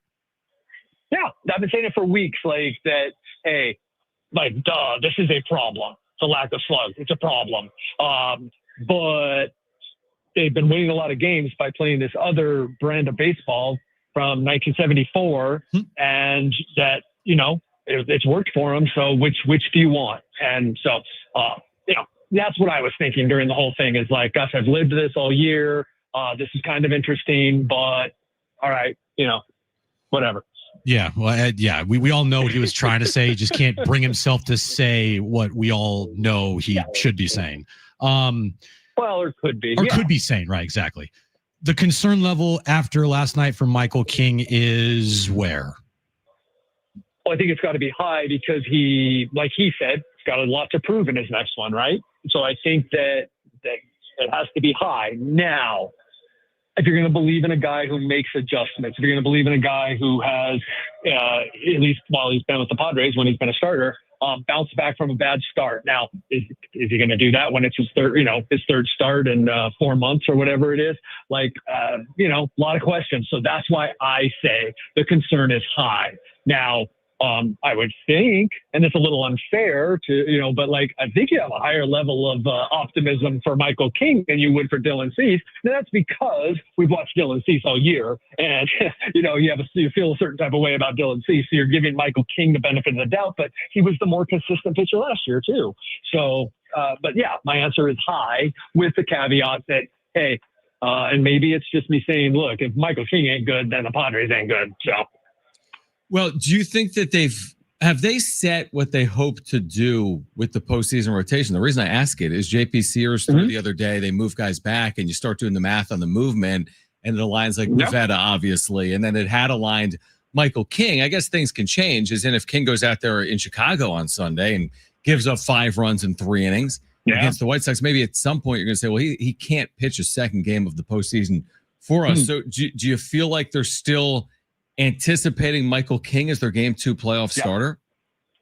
I do, and it could go down to, unless there's something that they identify, right? It could go down to the last start, right? I mean, the guy's figuring it out as he goes, and so he went out there, and they were going to let him go in the 4th inning. He got his 4th up, which is very important, right? Like he has to be built up. So whether they were punting on that game last night, which no surprise, but you got to have Michael King go back out there, and he's got to get built up. And so he goes out and gets 5, and then I'm thinking you start introducing Randy Vasquez into the conversation, but you're also going to go into Michael King's final start and say, okay, where's he at? Now that said, that it's the beginning or the middle of next week, depending on when they clinch and depending on how far behind the Dodgers they are, that they need to start setting it up. Now, that final off day on Thursday is what really allows them to set it up, but they need to start setting up their rotation. So it'd be really good for them if Michael King could bounce back on Sunday. What's the latest with Xander and his timetable to return? Maybe sometime in Chicago. That's a pretty easy hop, Arizona to Chicago, American Airlines. He could work Friday and, run the bases. And then it's like, okay, we're good. And he could be there and play Saturday or play Sunday. But that's obviously like the best case scenario. But supposedly no setbacks. He just hasn't checked all of the boxes yet. But sooner rather than later, which is encouraging, obviously, for Bogarts and the Padres. Kevin Acee is our Padres insider. He joins us from New York. So I'm sure we asked you about this Monday. What do you make of how this is playing out in the NLS, where no one seemingly really wants it based on their play? Padres still, I think you go to Fangraphs right now, they have a 10% chance of winning the division. It's not nothing. It's still not overly likely. So how do you view it now with 11 games to play? I think predictions are hilarious. I'm wondering, what is it that their 20,000 simulations are missing about the Padres and Dodgers, who just can't, it's just amazing. It's amazing. If you look at what is it, one time this month where the Dodgers have lost quite a bit. I forget what their 2 records are, but only one time the Dodgers have lost and the Padres have won. So they game to game. Wow. And then I think it's twice that the Padres have lost and the Dodgers have won. And they've either lost or won on the same day. It's like, and they just keep losing. And it's, what do I make of it? Like, it's what everyone was saying, but they were sort of excluding the Dodgers and then the Padres when they got the super pen. And at different times, people have been high on different teams in the NL, but hasn't the theme been that there's no great team, right? Well, it seems like the Phillies are peaking, and it seems like the Brewers are more sustainable than people thought. Seems like the Cubs are peaking. I don't know that they're great or unbeatable or anything, but there are no great teams. There just aren't. I think the top of the AL is tough. That's what I think. And so I think it'll be a fascinating postseason. If the Padres don't come back and win the next 2 games in New York, they will officially be 1-10. We'll see what happens with the Diamondbacks. But against playoff teams right now, 1-10 on the road, and having to potentially open up on the road here at Wrigley. I mean, the confidence level isn't going to be, I mean, not inside that clubhouse, but just from everyone around the team, feels like the confidence level won't be very high. Won't be very high. And heck, look, what that means too is that just overall that they haven't been, right? So I don't know that the confidence level in there will be great. They'll tell themselves and they'll tell us that it is. And I will always point out that, lots of teams that have won the World Series or went to the World Series look terrible in September at times. I'll always point that out. But then there's also lots of teams that look terrible in September and we're one and done. So I don't know that their confidence level is going to be terribly high. Not that stat isn't also interesting, intriguing, important, maybe, but it also just contributes to like the overall suckiness of their September. Right. Yeah, it's fair. That's a fair point. Who do you think? Maybe we asked you this Monday. I mean, time is a flat circle, but do you think this series? And this team keeps doing the same thing over and over. So Exactly. yeah, we're all just keep talking about the same stuff. Is this? Are the next 2 days more important for the Padres or the Mets? Well, the Mets are chasing them, and their Mets are chasing them, and the math says, not like how each team is going, but just the simple math says it's going to be really hard, close to impossible for the Mets to catch the Padres. Now, that takes the human factor out, right? That's just that, like, they're 4 games back, which means they have to be 4 games better. And it's still 4, right? So they actually have to be 5 games better, because I'm pretty sure, unless it breaks perfectly, like where the Padres were swept by the Diamondbacks and the Mets were swept or sweep the Nationals and the Marlins, meaning the second tiebreaker of intra-division. If the Mets were to sweep them and then they were tied in the season series, and then that means the tiebreaker would go to inter-division and the Padres win that. All right. So the Mets are actually like 4+ games back. Mathematically, very difficult for them to catch the Padres. So more important for them. That said, the Padres, it's not about making the playoffs anymore. Like, they need to win. That's what I'm talking about to guys about now. Not that anyone's giving me these great answers. So if they had it, they would figure it out. But they have to start freaking playing better. 11 games is a long time. They can play better, right? Baseball is best digested like every 5 to 7 days, okay? They can play better. But 11 games is not a lot of time, too. So they need to win. No doubt about it. Yeah, they're not going to lose and win this division or lose and even potentially be the 5 seed. I mean, it's just been it's just been fascinating to watch it play out. It feels like they've had opportunities that they haven't taken advantage of, but here we are. We'll see with 11 games to play in the regular season. In the postseason, they won't lose a road game. No, it's so hard to predict. Remember, go back and look, and I don't know exactly how this all came about. Obviously, I don't cover that team. Look at how bad for I think 2, maybe 3 stretches the Texas Rangers were in 2023. Right. And then they went on to win the World Series. What did they do at the end though? They got a little hot at the end, right? Yeah. I think, right? Didn't they they had to win a few games to get in, or maybe not. Maybe they had already secured it. But they were horrid in 2023 at the end of the season, and they basically were undefeated on the road, by the way, on their way to the World Series championship. Well, maybe that's the strategy the Padres are using. Hey, guys, did you watch the Rangers? Keep losing. Yeah. Trust us. And also, can we get Bochy over here before the postseason starts? Yeah, that might help too. Kevin, appreciate it. We'll catch up with you from Chicago this weekend.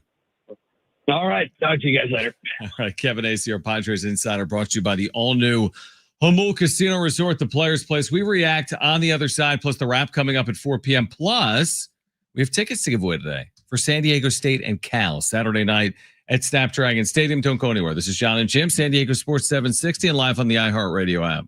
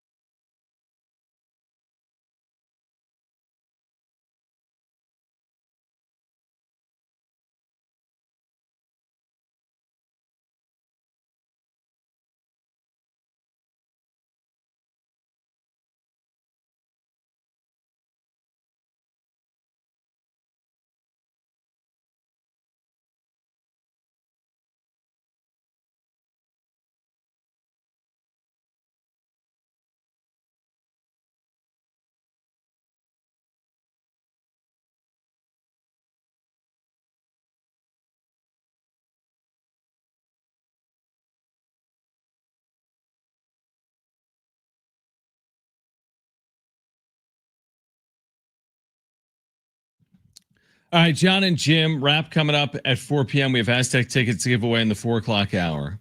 We'll talk Aztecs football with Andre Hagverdian, covers the Aztecs for the East Village Times. So he'll join us live at 5 p.m.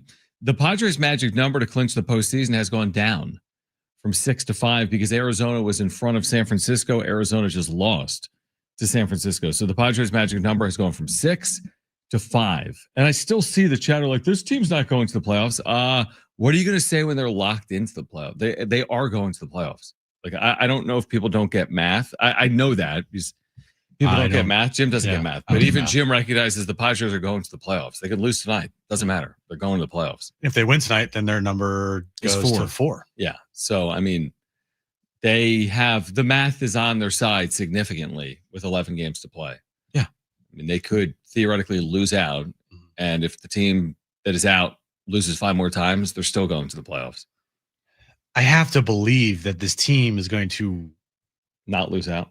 Not lose out, but also like take care of the White Sox this weekend, 2 or 3 at worst. Play well at home for the final 6 games of the year. And even if they just go 500, the remaining, or no, not 500 because they can't go 500 because 11 games. 6 and 6 5, and 5. 5 and 6, yeah, 5 and 6, 6 and 5. They're in the postseason. Right.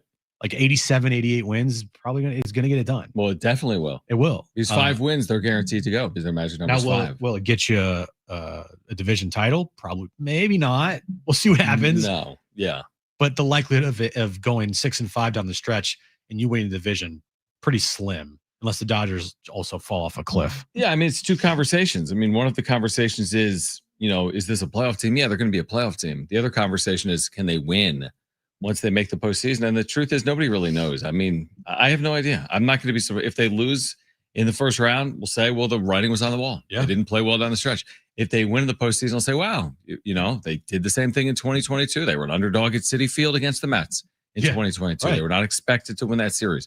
Once it went to a 3rd game, they were an underdog in that game with Musgrove on the mound. They won that game.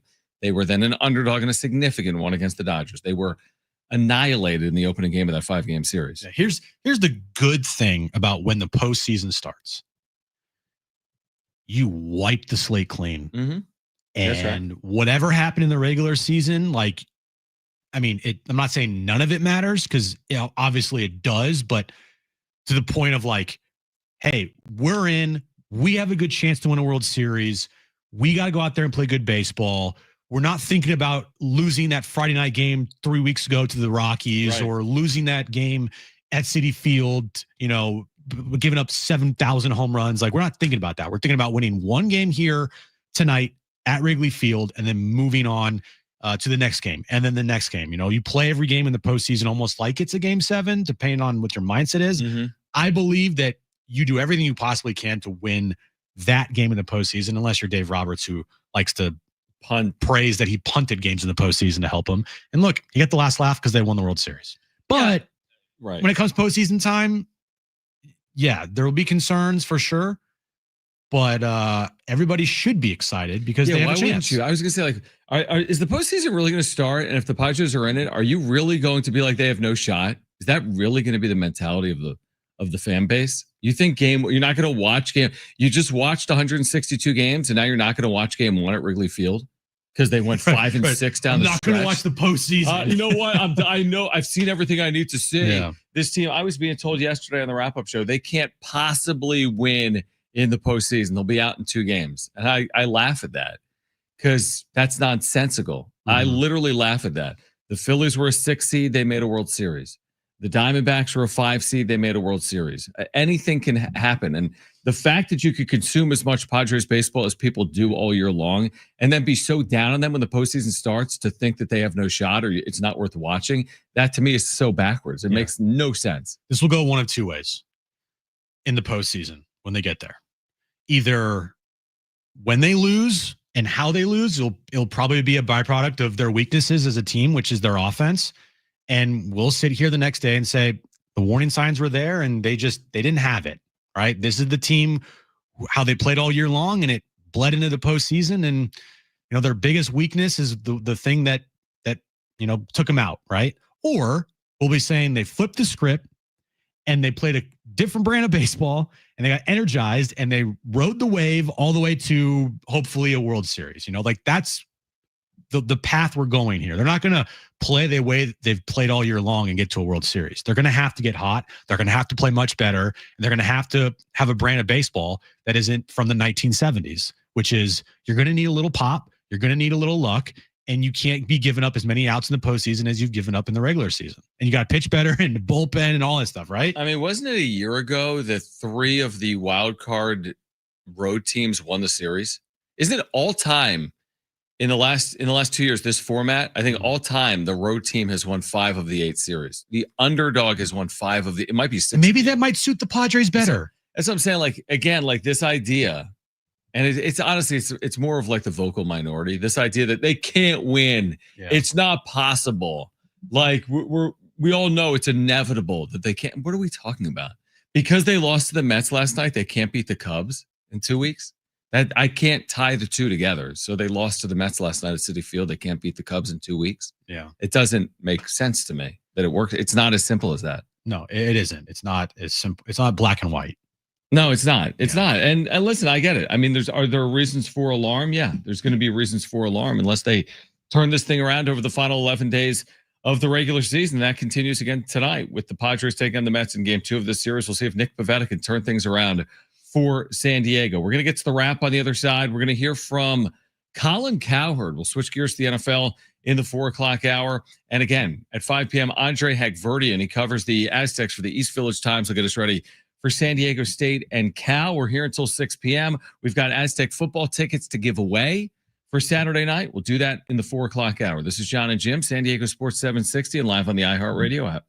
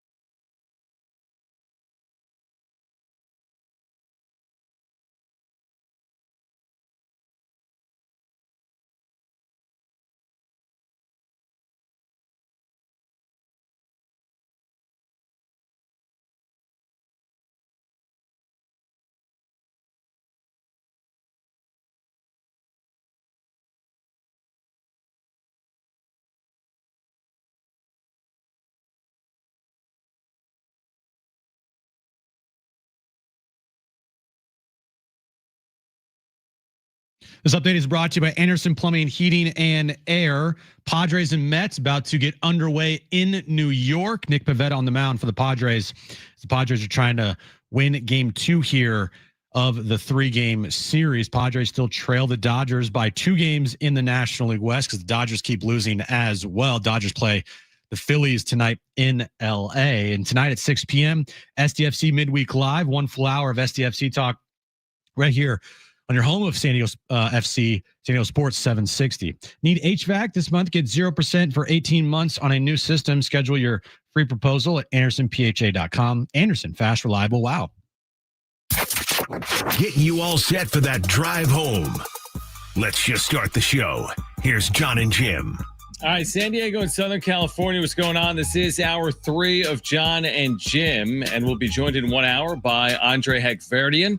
Covers the Aztecs for the East Village Times. We'll get you ready for Saturday night, San Diego State and Cal. In fact, if you missed Justin Allegri, the radio voice of Cal, you'll hear our conversation coming up at 4:30. We're going to hear from Colin Cowherd this hour as well. Keep you updated on the Padres and the Mets, too. And, oh, by the way, this hour, we will give away tickets to see the Aztecs and the Golden Bears Saturday night at Snapdragon Stadium, a game you can hear right here on San Diego Sports 760. So be listening for that, but it is 4 p.m., so let's get to this. It's time for the wrap. Presented by Sombrero Mexican Food. Check out their website at sombreromex.com. We had a bigger night last night. Big dumper, Cal Raleigh, or Shohei Ohtani? Well, I'm going to take every excuse to say the big dumper I can. Well, we need because we have a bunch of bobbleheads on our studio here. We need a Cal Raleigh big dumper bobblehead because I'm pretty sure it's his like butt and it jiggles. Is that right? I think so. Yeah, it's got a big butt on it. Yeah, it's a big butt, the big dumper bobblehead. That's hilarious. It's Cal Raleigh. His team won the game. Shohei Ohtani's team lost the game. Cal Raleigh had what, 2 home runs? 2. Most homers ever hit by a switch hitter in a single season in baseball history. Right now, Shohei Ohtani's playing on like the Angels. 5 shutout innings for Ohtani, 50th home run. Dodgers lose 9-6. Yeah, but he has 50 strikeouts this year. Is that the dumbest tweet? What does that even mean? That's so dumb. That would be like if someone said, hey, this is the first player ever with 3 home runs and 2 sac flies in the game. Who cares about the sac flies? 50 strikeouts for a pitcher, is that an accomplishment to pitch and have 50 strikeouts? What's the accomplishment? Oh, every pitcher is 50 strikeouts. I completely read that wrong. What did you think it was? So is he struck out 50 times? Yeah. You're such a I can't do it. End the show. Dude, end the show. Is the Odd Couple on? Just put them on. You're such an idiot. Are you serious? This is like that other during the back page where I said the same thing. I can't even fathom this level of absurdity. You thought he struck out 50? It's never an accomplishment when you do something bad. I thought ESPN was like, he's struck out 50 times this year, but he also hit 50 home runs. So it didn't make sense to me, dude. There's a lot going on here today. It didn't make sense to me. Yeah, but okay? that still does not. I'm sorry. Okay, hold on. It didn't compute. Like it did not compute in my head that they're talking about as a pitcher, he struck out 50 guys. Dude. Maybe if they worded it differently. I mean, how else could you word it? Struck out 50 batters instead of 50 strikeouts on the year? He struck out, where was it? 173 times this year. Of course he has. He's a hitter. By the way, you know how many strikeouts Stephen Kolek has this year? Stephen Kolek. Who? Stephen Kolek. How many strikeouts he had for the Padres? 56. Wandy Peralta, 58. Yuki Matsui, 6. Every pitcher in the major leagues has 50 strikeouts. That's nothing. So let me read this to you. My brain is mush. Shohei Ohtani becomes the first player in Major League Baseball history with 50 homers and 50 strikeouts in the same season. Yeah. If you're reading that and you're an idiot like myself, very quickly when you read it, 50 strikeouts, can't you say 50 homers and struck out 50 batters? Struck out 50 batters in the same season? Yeah, but it sounds better to be like 50-50. What is the question? I'm sorry. With a better night. By the way, Ohtani went 5 hitless innings yesterday. But I'll say Cal Raleigh because he's got the most home runs ever hit by a switch hitter in a single season. At 56, he's tied the Mariners' all-time record for most homers in a season with Griffey. Is that good? It's Cal Raleigh. And like you said, the Mariners won the game. Next question. Who should start for the Padres in Game 2 of the playoffs? If they get there. Well, if they get to I'm game kidding. Kidding. Tough question because Michael King was going to be my answer if he didn't implode in on himself last night. How about this? Okay. I'll go Yu Darvish. Yu Darvish should start game 2 for the Padres? Yep. History at Wrigley Field. That's interesting, yeah. He's pitched well there. I'll go with the guy that has a little bit of history and good history at Wrigley Field with Yu Darvish. And then Michael King as your game 3 starter isn't that bad. Isn't bad. It's better than Dylan Cease. The thing is, you can't really hide pitchers in the postseason. That's the thing. Like, if King's not good enough for game 2, is he good enough for game 3? But then again, where else are you turning? To your point. So, who should start game 2?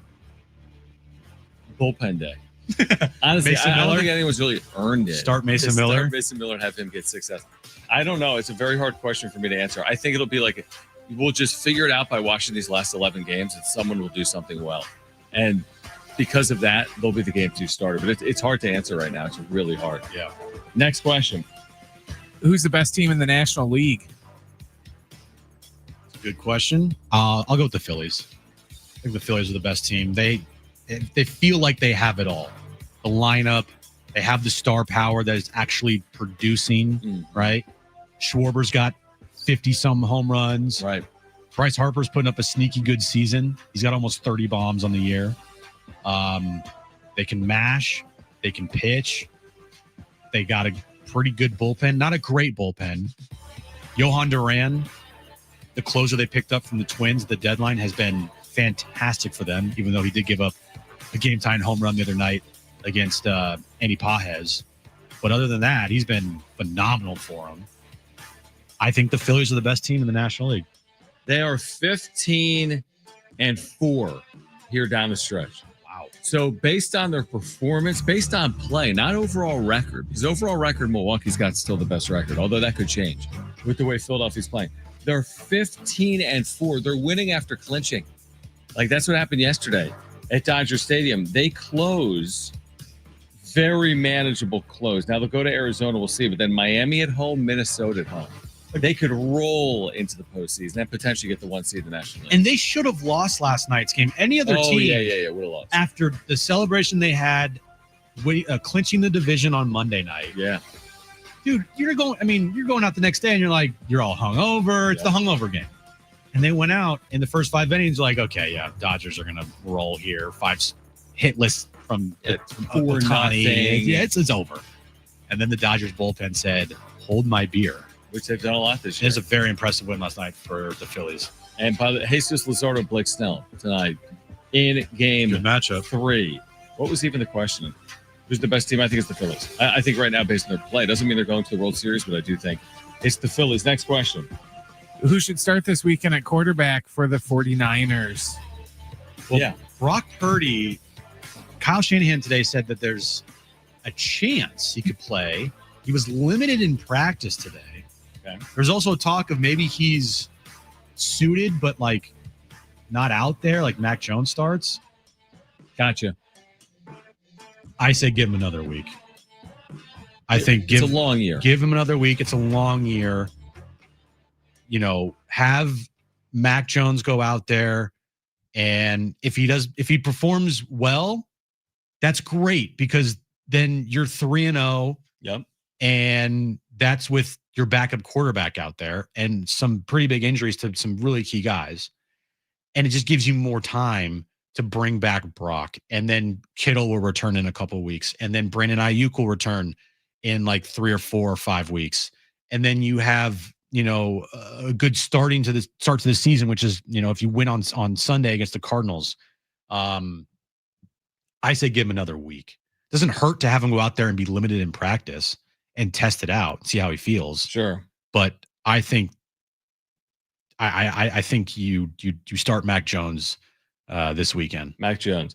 The thing I would say is please don't be Mac Jones. Please don't be Mac Jones. And when Mac Jones throws an interception on Sunday, I will immediately say I should have started Brock Purdy. Yeah. Although when Purdy threw a pick in week 1, you said the season was over. Correct.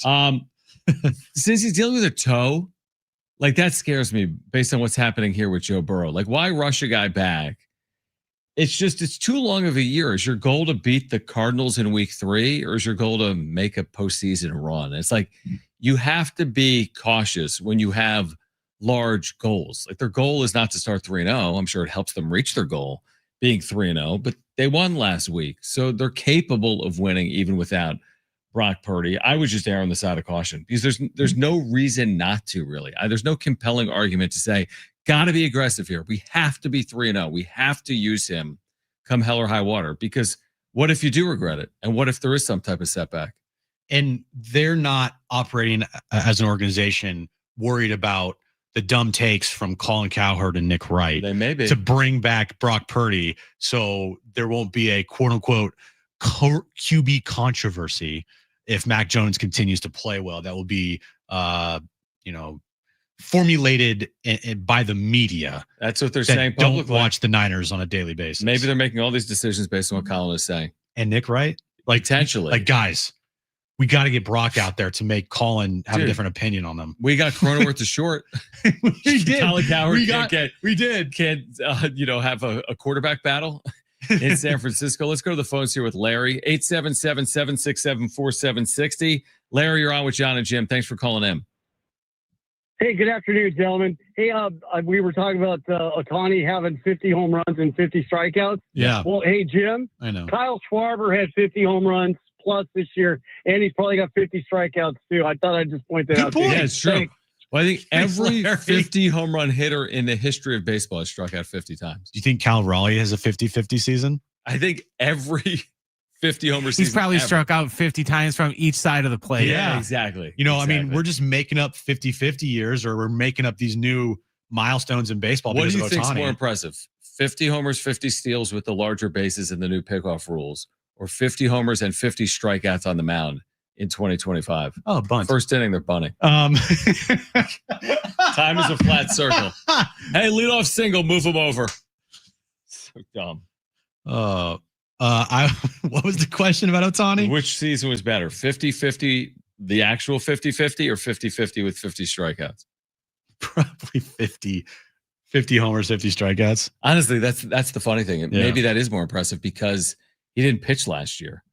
So maybe that is more impressive, truthfully. Yeah. All right, we'll continue on the NFL on the other side. Again, at 4:30, if you missed our conversation with Justin Allegri, he calls games for the Cal Golden Bears. They are red hot heading into this weekend showdown with San Diego State. They're 3-0. He'll join us at 4:30. And then at 5 p.m., Andre Hagverdian with more on the upcoming game this weekend. He covers the Aztecs for the East Village Times. Also, this hour, your chance to win a pair of tickets to that game.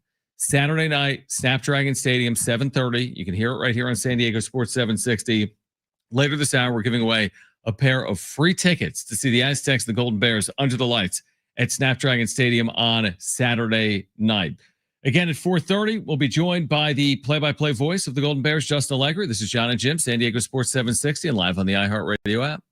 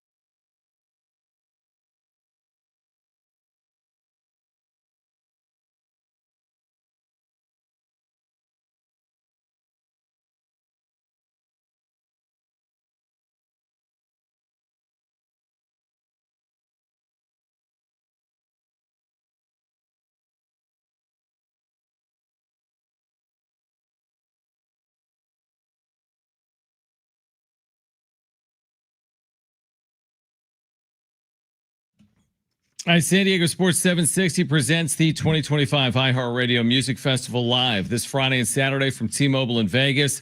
The biggest names across all styles of music all together on one stage on one weekend. Many of these artists like Tate McRae, Tim McGraw, and others have headlined the biggest festivals around the world this year, and we have them all on one stage one weekend. Experience the show live all weekend long. Stream it only on Hulu and listen on iHeartRadio this Friday and Saturday starting at 7:30 p.m. All right, we'll give away Aztec tickets later this hour. We're going to cover this Aztec Cal game a lot over the next hour as well. I have a question. Yeah. I saw this on my timeline, and I'm sure you can explain this to me better. What's going on with the $15 tickets this weekend? You tell me. I think there's maybe a flash sale for tickets. Okay. This is the tweet that I saw, which was this morning at 9:50 a.m. Okay. From Christian Chapman, former Aztec. Yeah, quarterback. I think the winningest quarterback in Aztec history. He said, "You heard Christian Chapman. Get your tickets for Saturday's game to cheer in the I'm guessing it's supposed to say on. Cheer on the Aztecs and welcome back the 2015 Mountain West Championship team. $15 tickets for the 15 team for a limited time at goaztecs.com/flash sale." Mm-hmm. Okay. How many tickets are available in this flash sale? I have no idea. I would assume it's just like a marketing promotion. I have no idea. Okay. I think this game is going to be pretty well attended. It's marketed on their website. I think if you go to you look at like Ticketmaster, I think there'll be a lot of Cal fans. Cal's 3-0. They have a lot of alumni. I think Saturday night game, first Saturday game of the season. Yeah. At home, I think there'll be a lot of people there. Yeah, I'm actually looking right now. Yeah, it looks like this is going to be pretty well attended. Yeah, I think it'll be a good crowd. So, and the 2015 Mountain West Championship team will be honored. I think it'll be a well-attended game. Wow. I'm more concerned about how the game goes. Exactly. I mean, that's really what matters. Honestly, I'd prefer they play well. You know what I mean? Like, first and foremost, they need to play well. Yeah. Do you want a full stadium and they play like crap, or do you want a stadium half full and they play great? Exactly. And ideally, you get the best of both. Right. Ideally, you play in front of a large crowd and you are able to win the game. So it's important for San Diego State, especially off the game at Washington State. Sean Lewis show will be tomorrow night right here on San Diego Sports 760. And then Saturday night, you can hear the game, 7:30 kickoff, 5:30 pregame. Do you think this is a real story or not? The whole Tom Brady has a conflict of interest. Oh my gosh, he put a headset on Monday Night Football for the Raiders game that they lost to the Chargers. Now Ben Johnson, he's calling this Bears game this weekend, and Ben Johnson is now being quoted saying, "I'm not worried about Tom Brady divulging information from our conversations, even though he's got a conflict of interest as a owner." Like, is Tom Brady really like, I don't know, have state secrets here, and he's going to share this information with other teams around the league, specifically the Raiders? Or are we reading too much into like Tom Brady's role as an analyst? Let me ask you what you think is more egregious, or at least if you were a fan of that team, you'd be like, I don't know, the Tom Brady thing in the coach's booth, just wearing a headset. Listening to plays being called, or new Colts owner Charlie Irsay Gordon on the sidelines during a game, charting down whatever she's charting down and having a headset on for her. Honestly, to me, I think there's this like level of like, everyone's scared. Everyone thinks that everyone's trying to gain an edge. I don't think either of those worry me at all.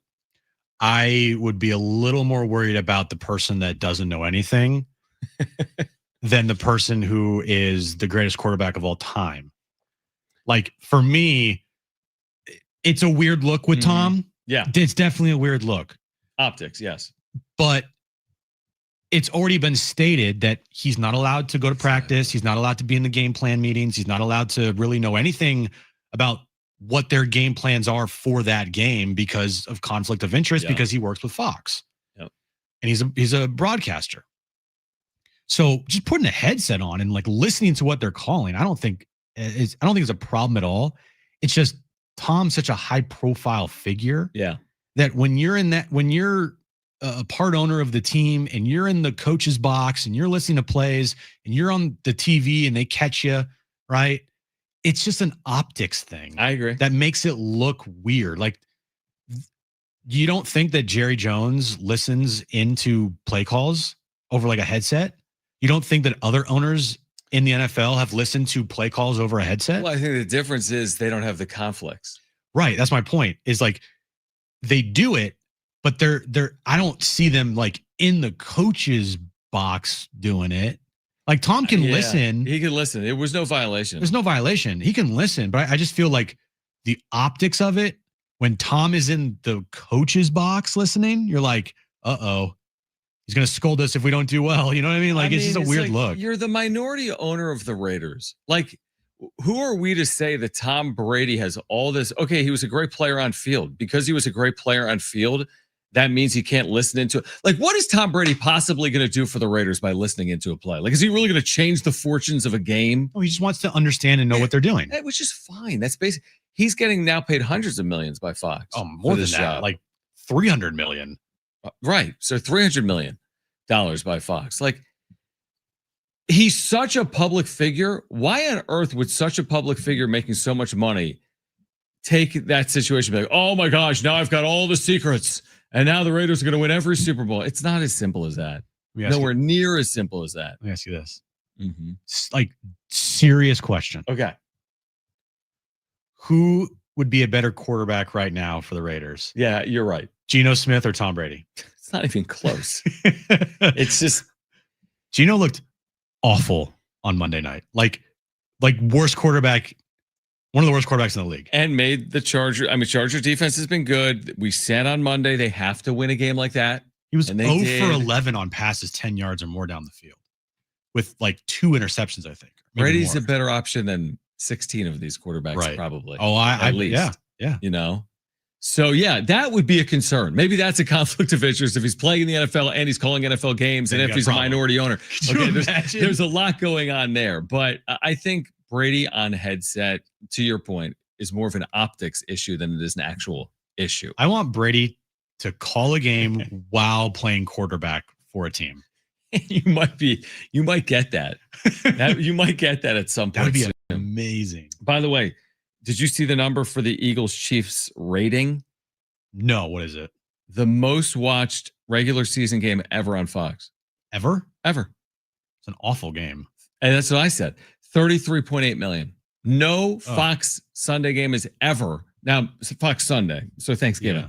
No Fox Sunday game has ever had 33.8 million viewers. It just shows you that this country just wants more football. Football. And on a Sunday afternoon, Sunday morning, Sunday night, guess what? Give me all the football. Perfect storm, Super Bowl rematch, Taylor Swift.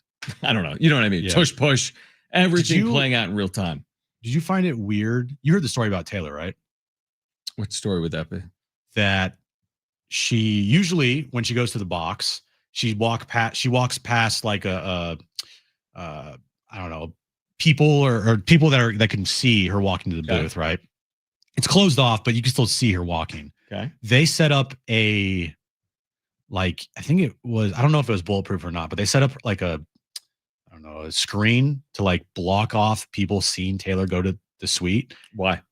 I don't know. That's my question. And no one knows the answer to this. And when she was in the suite, I don't know if you noticed, they didn't show her one time on the broadcast. You're welcome, Brent. And fans weren't allowed to take pictures, or at least they had like this tinted glass on the suite, so you couldn't see inside. What's the theory? The one theory is profile. The one thing is that it's the Chiefs and the Eagles, and she, she's like an Eagles fan. She grew up an Eagles fan, even though she doesn't really, and if Travis was there, and others are saying just like heightened security with what's happened in our country lately. Or was she just wearing an Eagles jersey and they didn't want to see that on She TV? wasn't wearing an Eagles jersey, but do you find that weird? I mean, she's such a high profile individual that there's really nothing that could be weird. But that's never happened before with her there.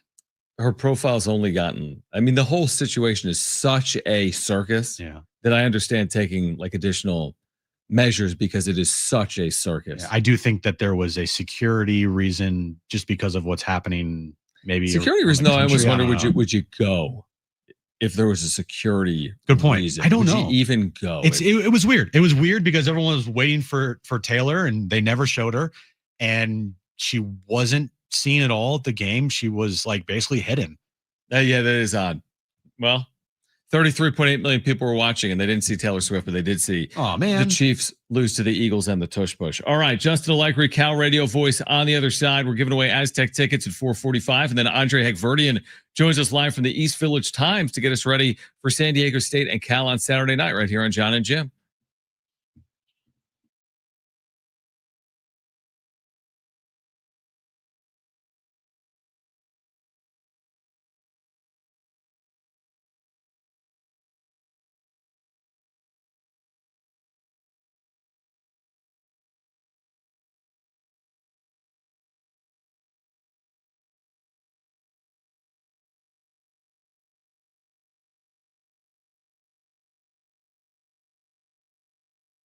Hey guys, it is Jon and Jim again for the all-new Jamul Casino Resort, the Players Place. We've been telling you about it. Now open is the Hotel and Spa at Jamul Casino Resort. The next level of luxury. It's arrived. You can treat yourself to a stunning new stay, rooftop relaxation, indulgent spa treatments, and all the thrills of Jamul Casino Resort, now all in one unforgettable destination. And right now, get to Jamul 23 with endless dining options daily, a VIP experience. You can also have indulgent chef-curated specialties, fresh seafood, prime cuts, and decadent desserts, all with stunning panoramic views now at the brand new Jamul 23. So again, Jamul 23, we've told you the hotel and spa now open as well. You got to check out Tony Gwynn Sports Pub. You're going to absolutely love it. Watch the Padres. You can watch the NFL. Great food and drink at Tony Gwynn's. Make sure to get to the all-new Jamul Casino Resort, the Players Place.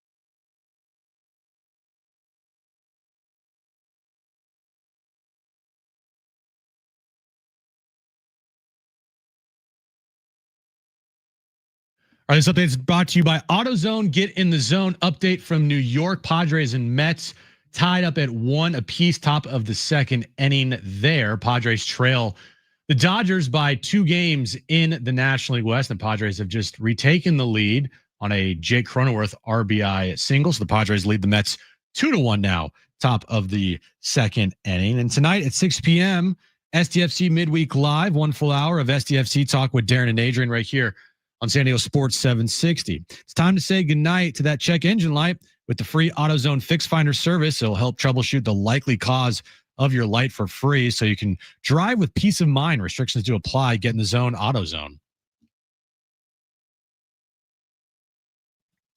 All right, we're giving away Aztec tickets in 15 minutes. If you missed our conversation with Cal's radio voice, Justin Allegri, who joins us yesterday, this starts with me trying to pronounce Cal's five-star freshman phenom's quarterback's name. Should Jim give it a try? Is that what you're saying? I think he may have. Have you tried this? Kind of. Want to try it? Jaron Kawhi Sagapaulatuli. No. I'm going to say now, well, let's hear the conversation. Jaron Keave Sangapolutelli? You got so Sangapolutelli is right. Keave. Okay. Yeah. But he's okay going with just Jaron because Jaron Keave is his first name. It's a hyphenated first name. So Jaron is fine with him, but even we go with just JKS. We use Sagapolitelli a lot during the first game of the year just because our fan base was getting used to him. But he's totally fine with JKS, and if opposing teams want to use that, the television broadcasters have used JKS, so it's totally fine to use that. All right, JKS it is. By and large, come Saturday night at Snapdragon Stadium. Beyond the name, how impressive has this been for this phenom, right? 780 passing yards, 6 touchdowns, the high quarterback rating. He looks like wise beyond the years. I know it's cliche, but like, how impressive has this been to watch for a guy that is making his collegiate debut this year?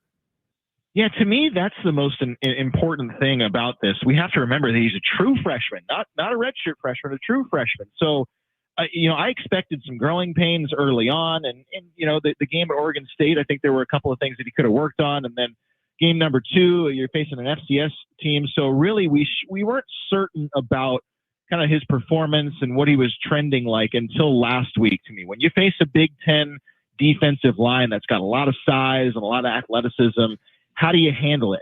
And to me, the most impressive thing about it is that he just kind of goes about his business like it's just another game, and you don't expect that from an 18-year-old. But the most impressive attributes that I think that have been on display the first few games is just the accuracy and the decision making, and it is wise beyond his years. It's not a guy that you're looking at going, well, man, this is his first few games as a collegiate player. It looks like a guy that's been in college for several seasons now, and that's what's been the most impressive thing. Now, what happens when he sees a little adversity? Does that waver a bit? I don't know, because for the most part, he's been able to have some leads here and there, and hasn't really had to come from behind by a big margin just yet. So, and he's only thrown 1 interception. So we'll see what that test yields when we see it. But for the most part, early on, man, he has been impressive. Really has been when you look at the overall numbers, and again, the fact that Cal is 3-0 on the year with a win over Oregon State, a win over Minnesota as well this past Saturday. Justin Allegri calls games for Cal, is with us right now on Jon and Jim.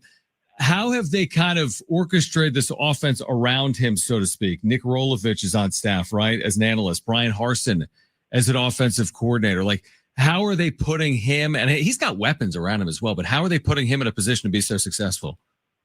Yeah, I think those two coaches you mentioned are where you need to start, because this entire offense is new.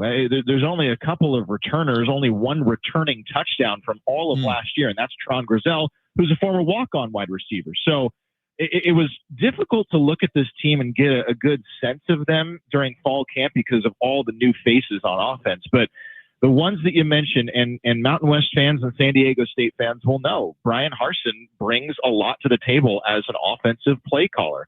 He did it for a number of years at Boise State. Then he was the head coach up there, and he will throw the kitchen sink at you, and he will use every weapon that he has to his advantage. And then you have Nick Rolovich, who really is completely opposite of the mentality that Harsin brings to the table, but he knows how to coach quarterbacks, and certainly he knows how to recruit Hawaii. So I think he's been in the ear of Jaron a lot in the first few weeks to make sure that he's focusing on the right things and trying to improve in certain elements of his game.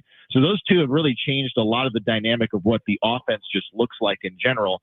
And then when you talk about the weapons, you start with Jaron, but then you go to the wide receiving group, which brought in a bunch of transfers, and they were hoping for certain guys to step up. But to me, Jacob DeJesus, who was at UNLV for several years, he is not only a weapon in the pass game, but in the punt return and kick return game.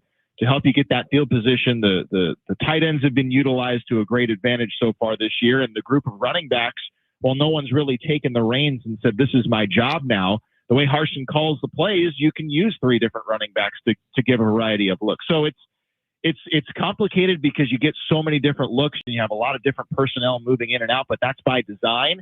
And fortunately, you have a freshman quarterback that's able to take that all in and operate. So all this talk about the offense and the freshman quarterback, and then defensively, Cal has been like as good as any defense in the ACC. And I know they haven't played conference games yet, but you just look at the numbers, and whether it's yardage against or just points per game allowed, they're allowing what, like 10 or 10.5 points per game at this point. What has stood out most on that side of the ball so far? Certainly, to me, the linebackers, especially the edge guys too, but the 2 inside linebackers, Luke Farrelly, who's just a redshirt freshman himself, and then Kedu Lawave, who's going to be a first-team all-defensive ACC type of player.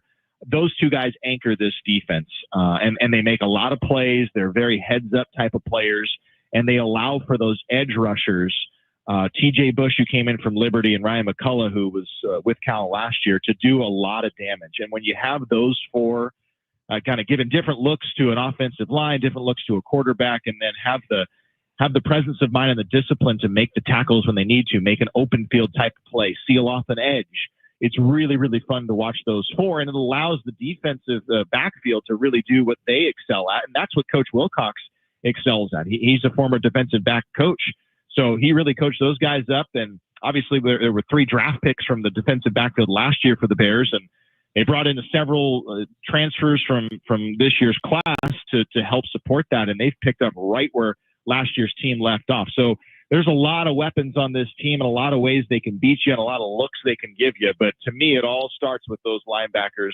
doing what they need to allow everybody else to kind of play in rhythm and in sync. Cal radio voice Justin Allegri with us right now. Jon and Jim, San Diego Sports 760. Of course, you can hear the Aztecs and the Golden Bears coming up Saturday night at 7:30 right here on 760. So tell me if I have this right. I think I have it right. No Clemson, Miami, or Florida State. I know it's unbalanced, but you look at the start to the year. I mean, the aspirations for Cal have to be super high. Not that it's solely schedule dependent, but not having Clemson, Miami, or Florida State presents quite an opportunity, right? Yeah, and I'll even throw another team in there. Georgia Tech is not on the schedule, who just upset Clemson. So really, you're looking at those 4 teams and saying, well, gosh, they're probably going to be in the conversation of ACC championship game, depending on where their season goes. And you're right. It's tough because you don't want to look so far down the road. You don't want to look at schedules and opponents and say, well, this one is a win. This one is a win. Yep. You can't do that right now. You have to go in week by week, especially with such a new group of guys and a freshman quarterback. But those big names are not on the schedule this year. So the path is available to the Bears to make a good run at this season. And gosh, Virginia Tech just fired their head coach. And we were thinking, gosh, that's going to be a difficult place to play regardless of what they look like, because we're going to Virginia Tech on a Friday evening. But that looks a lot different. You know, Louisville, who we thought was going to be ranked, I don't know what they're going to look like. But again, that's all weeks and months away. You have to focus on the here and now. And right now, the Bears haven't even played an ACC game yet. So, but you're right. The schedule does play out. And I think there's a lot of hype around that, around the future outlook of this year's team. But I asked Coach Wilcox about that today, and he said, no, the mindset of this team is not even thinking about conference play yet. They got to think about going 4-0 and being undefeated in non-conference play. And to do that, they have to beat San Diego State this week. And that's where the focus is. All right, let's talk about the Aztecs, who in year 1 under Sean Lewis go 3-9. You saw them obviously last year. Close game for a half. Cal ultimately pulls away. Danny O'Neal didn't play in that game. Last year's Aztec starter. This year, obviously, there's a new quarterback for San Diego State and Jaden Denegal. They're 1-1. They had the FCS win. They lost up at Washington State. And then they're coming off the bye. What do you make of where San Diego State is year 2 under Sean Lewis, having this opportunity at home against Cal? Well, what the coaching staff at Cal is looking at this week, they know that the quarterback is pretty big, pretty athletic. You know, this is a guy that backed up J.J. McCarthy. So there's a reason he was at Michigan. And now he's getting the opportunity. So they're fully aware that he's mobile, he's capable, he's got good athleticism. I think the sample size for San Diego State is kind of small, right? There's just 2 games. They're coming off of a bye, which means they're going to be geared up. They're going to be running a lot of plays. They're going to be looking at a lot of film of Cal. And to me, the thing about this game that I know coming in for San Diego State is their defensive effort. They've got Trey White is the player of the year candidate for the defensive side. I think he's going to be really, really good. All those years of those Rocky Long defenses where it was a 3-3-5 and now it's the 4-2-5. It's something that you have to look at and say there can be a lot of pressure from this defensive front from San Diego State, regardless of what their offense may look like right now. So it's going to have to take a disciplined game. It's going to take a game where you win some of the special teams elements to get good field position, because the Aztecs know that they're going to go for it a lot on 4th down, and you can't give up those opportunities. You have to shut them down on 3rd down, get them in a spot where they're not thinking about going for it on 4th down near midfield, because that can be a momentum shift. There's a lot to look at in this game, and there's still, to me, a lot unknown about this Aztec team that maybe we'll get some clarity on in the first half of this game. But two games is too small of a sample size to really make an opinion on this Aztec team yet. Have you been to Snapdragon? Yeah, my last year at San Jose State was the one and only time we went to Snapdragon. All right, well, good stadium. I think it'll be a good crowd Saturday night. I think you have a lot of Cal fans there. They're honoring the 2015 Mountain West Championship San Diego State team. Rocky Long will be in the building. Donnell Pumphrey will be in the building, and should be good atmosphere for Cal and San Diego State Saturday night under the lights. And Justin, appreciate you taking time. Safe travels. We'll see you down here this weekend. All right. Thanks a bunch. I have nightmares about Donnell Pumphrey and the games he used to play against San Jose State when I was there. So hopefully I don't get a shudder when I go see him this weekend. Or that Penny game in 2017. That was my first year here. And I want to say Penny in the first half ran for like 300 yards. He didn't even play in the second half, or 200 something yards. Yeah, that was not a good one for old San Jose State, was it? It really wasn't. Justin, thank you, man. And we'll see you this weekend. Appreciate it. Thanks, guys. All right, on the other side, we're giving away Aztec tickets for Saturday night, San Diego State and Cal. So be listening for that. Plus, coming up at 5 p.m., we'll have you covered from the San Diego State perspective. Andre Hagverdian, he covers the Aztecs for the East Village Times. He'll join us at 5 p.m. We're here until 6. Jon and Jim, San Diego Sports 760, live on the iHeartRadio app.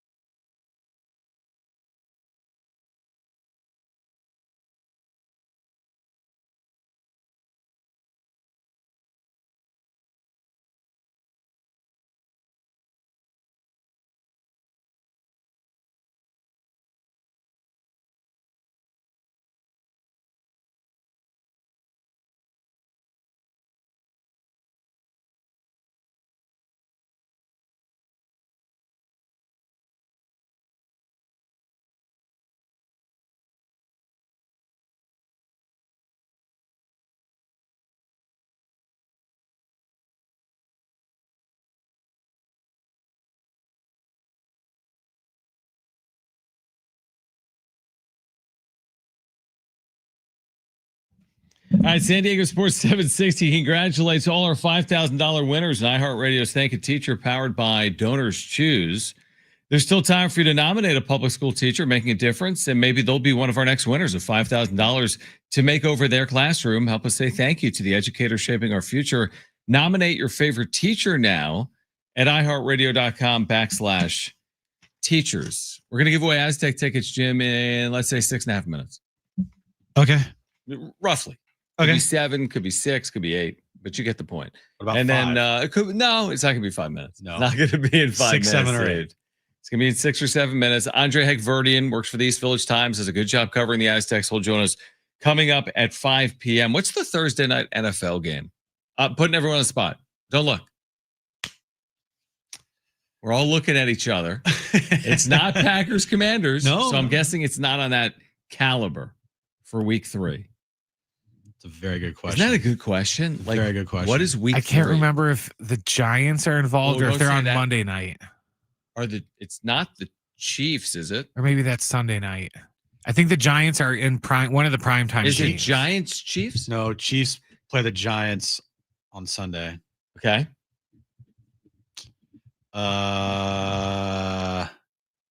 Let's both guess 2 teams and see if we have one of them right. Bengals, Jags. I don't know. Okay, you say Bengals, Jags. I'll say here are just the 2 teams I'm guessing. Let me look right now. Dolphins, Saints. Oh, I think it's Dolphins Bills. Dolphins, Bills. I got one of the teams. You got one right. Yeah, I just guessed 2 teams. Wasn't even close. Dolphins, Bills. Bengals play the Vikings. So Dolphins, Bills. That's a fair game, so to speak. It involves Josh Allen. Yeah, the game will be over by the 3rd quarter. Well, I'm just saying, like, it involves Josh Allen. It'll be over by the 3rd quarter. Where's the game? In Buffalo or Miami? It's in Buffalo. Okay. It's a problem for the Dolphins. Dolphins. Yeah. Dolphins are potentially not a good football team. Who's the coach? Mike McDaniel. Are his days numbered? They should be. If he does not have a good season, the whole Tua thing, he had one of the worst interceptions last week. It was so awful. That team has just gone down since he's got there. First year Mike McDaniel was there, was great. Right. But then they had to go to Kansas City and Arrowhead and play in the cold weather. That And game was so bad. Not good. The Peacock playoff game or something, that was the worst game ever. Yeah, it was like 30 to negative 13 degrees. Yeah, and just the most boring game. Miami did nothing. Like ice. Okay, so that's the Thursday game. And you say Mike McDaniels has to win this year or he's out. He's on the hot seat. Yeah, he should be. He's on the hot seat. Okay. So we'll see there. Last Sunday again had Eagles Chiefs. Last Thursday had Packers Commanders. Do you know what this weekend? You know what the Sunday night game is, John? No, I have no idea. Take another guess. Just 2 teams you want me to guess? Yeah. It is. Hold on. Didn't they just have Falcons Vikings? Why did they choose that? Because of McCarthy and Penix. Well, they could have had Eagles Chiefs, but to your point, maybe Fox spent money on it. They did. Guess 2 teams. Okay, don't tell me. Don't tell me. Don't tell me. I have. Gotta come up. Lions. Okay. I have Lions, Seahawks. This is a fun game. It's Chiefs Giants, isn't it? It's Chiefs Giants. Yeah. Give me a break. Don't put the Giants on Sunday. Lions are on Monday Night Football, though, against Seahawks. Not the Seahawks. Who? It's another team with the bird. Eagles. Not that team. Another bird. Pelicans. Nope, they're a basketball team. I'm just thinking Zion's going to go nuts. Swans. Nope, that's not even a real team. Falcons. Nope, that's not it. That's a bird. That's a bird, but there's a bird you're missing. Jaguars. Nope, that's not a bird. You're missing the easiest bird ever. Wait, who's the team? Lions against a bird? Yeah, Lions against a bird. You're missing one. Cardiac Cats. No. They're a baseball team too. Cardinals. No. Cardinals are a baseball team and a bird. Yeah, that's who I thought it was. The Cardinals. Jets. No. Jets are a bird. Ravens, you moron. I don't know, dude. That's a hard game. I said bird. There's like 5 birds in the NFL, and you guess every single one of them except for the Ravens. 12 of them. Ravens, Lions, the Bears. Game. The Swans aren't a team, though. True. Or the Pelicans. Ravens. Lions, Ravens in Baltimore. Now I'm picturing the Mike Leach press conference, like, who wins a fight between mythical mascots? A swan and a bird. Yeah, who wins between a raven and a lion? Well, the raven can swoop down. What'd you say the Sunday night game was? Chiefs Giants. No, see, that to me is like you're trying to be too cute. 2-0 Sunday two night teams. football. Oh, well, we have New York City and we have the Chiefs. No, nobody needs to see the Chiefs and the Giants right now. My guess, no one will like this guess. My guess is Chiefs Giants Sunday night football. The Taylor Swift factor. Yeah. Lives in New York, has a place in New York. Obviously, they live in Missouri now, or wherever they live. I don't even know. Wait, what about Missouri? Taylor and Travis. They live somewhere. I don't know. Do you know where Kansas City is? Yeah, it's in Missouri. Correct. There's also a Kansas City, Kansas. Right, there is. But I'm just saying somewhere in Missouri. I don't know where. Okay. My guess is they were trying to get that game. They get the Taylor Swift bump and 100%. Chiefs bump. And you'll have a nice rating. Yeah, of course. It's the Chiefs. And by the way, it's the NFL. It's in New York. No world. There's no way the Chiefs can lose. There's no way they're losing to the Giants. There's no way they're starting 6.5 point favorite. That's not a ton of points. They can't score. I know. They're going to win that 6.5-0. At least the Giants can put up 40. They got some nice offensive weapons.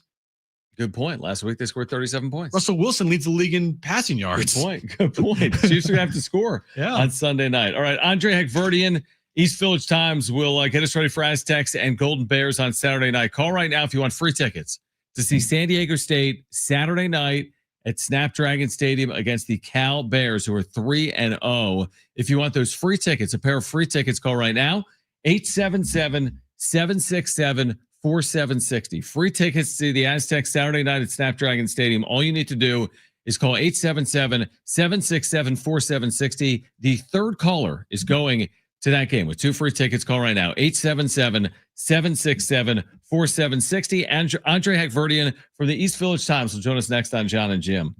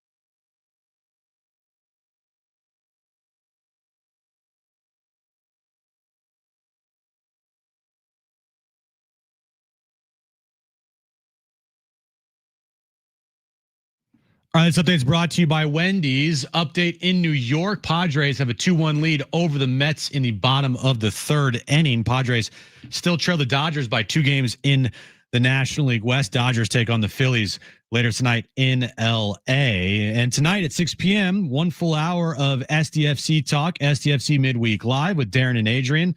You can listen right here on San Diego Sports 760. Get 2 #1 selling bacon cheeseburgers in fast food. Wendy's Junior Bacon Cheeseburger plus medium fries and a soft drink for just $8. Total game changer. Order today. Limited time and only. Price and participation may vary. Request $8 Junior Bacon Cheeseburger meal deals to obtain a discount. Claim per independent marketing research company. Getting you all set for that drive home. Let's just start the show.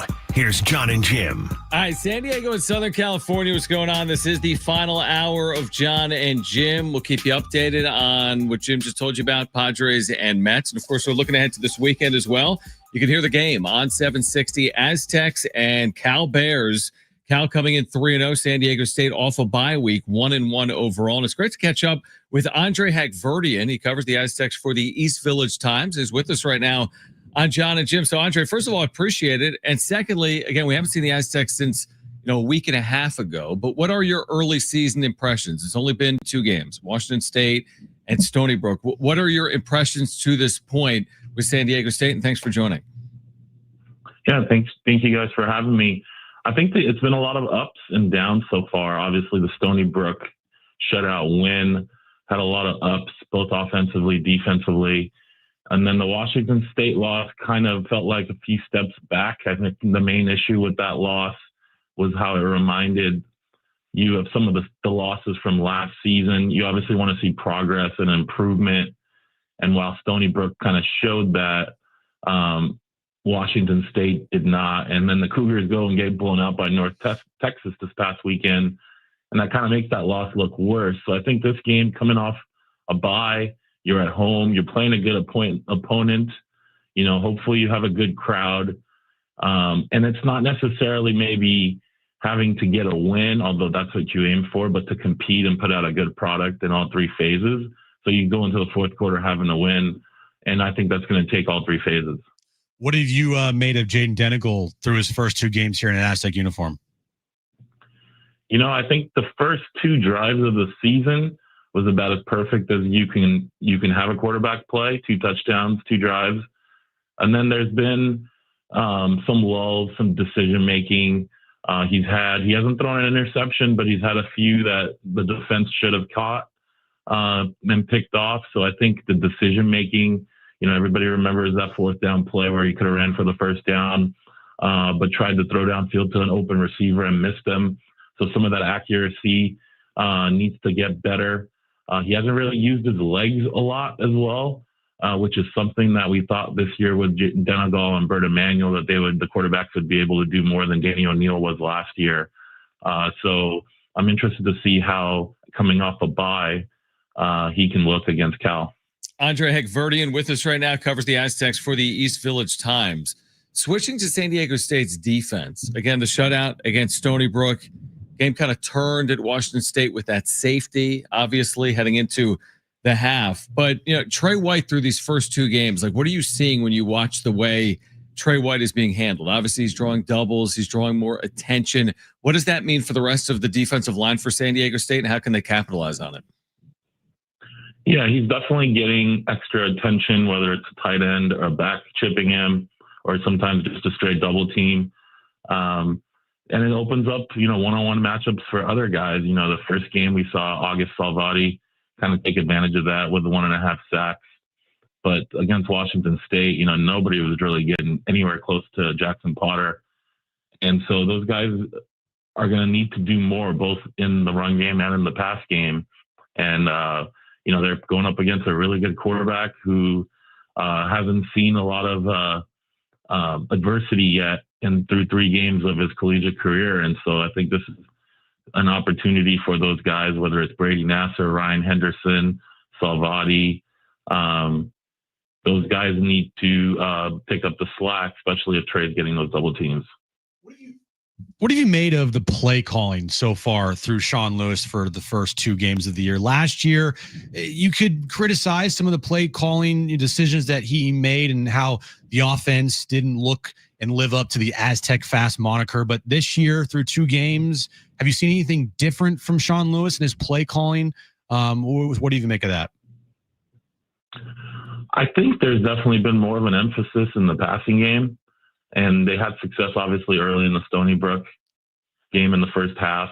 But definitely the Washington State game, they did not stick to the running game enough. Lucky Sutton got off to a really good start. I think he was averaging about 6 yards per carry, finished only with 15 carries.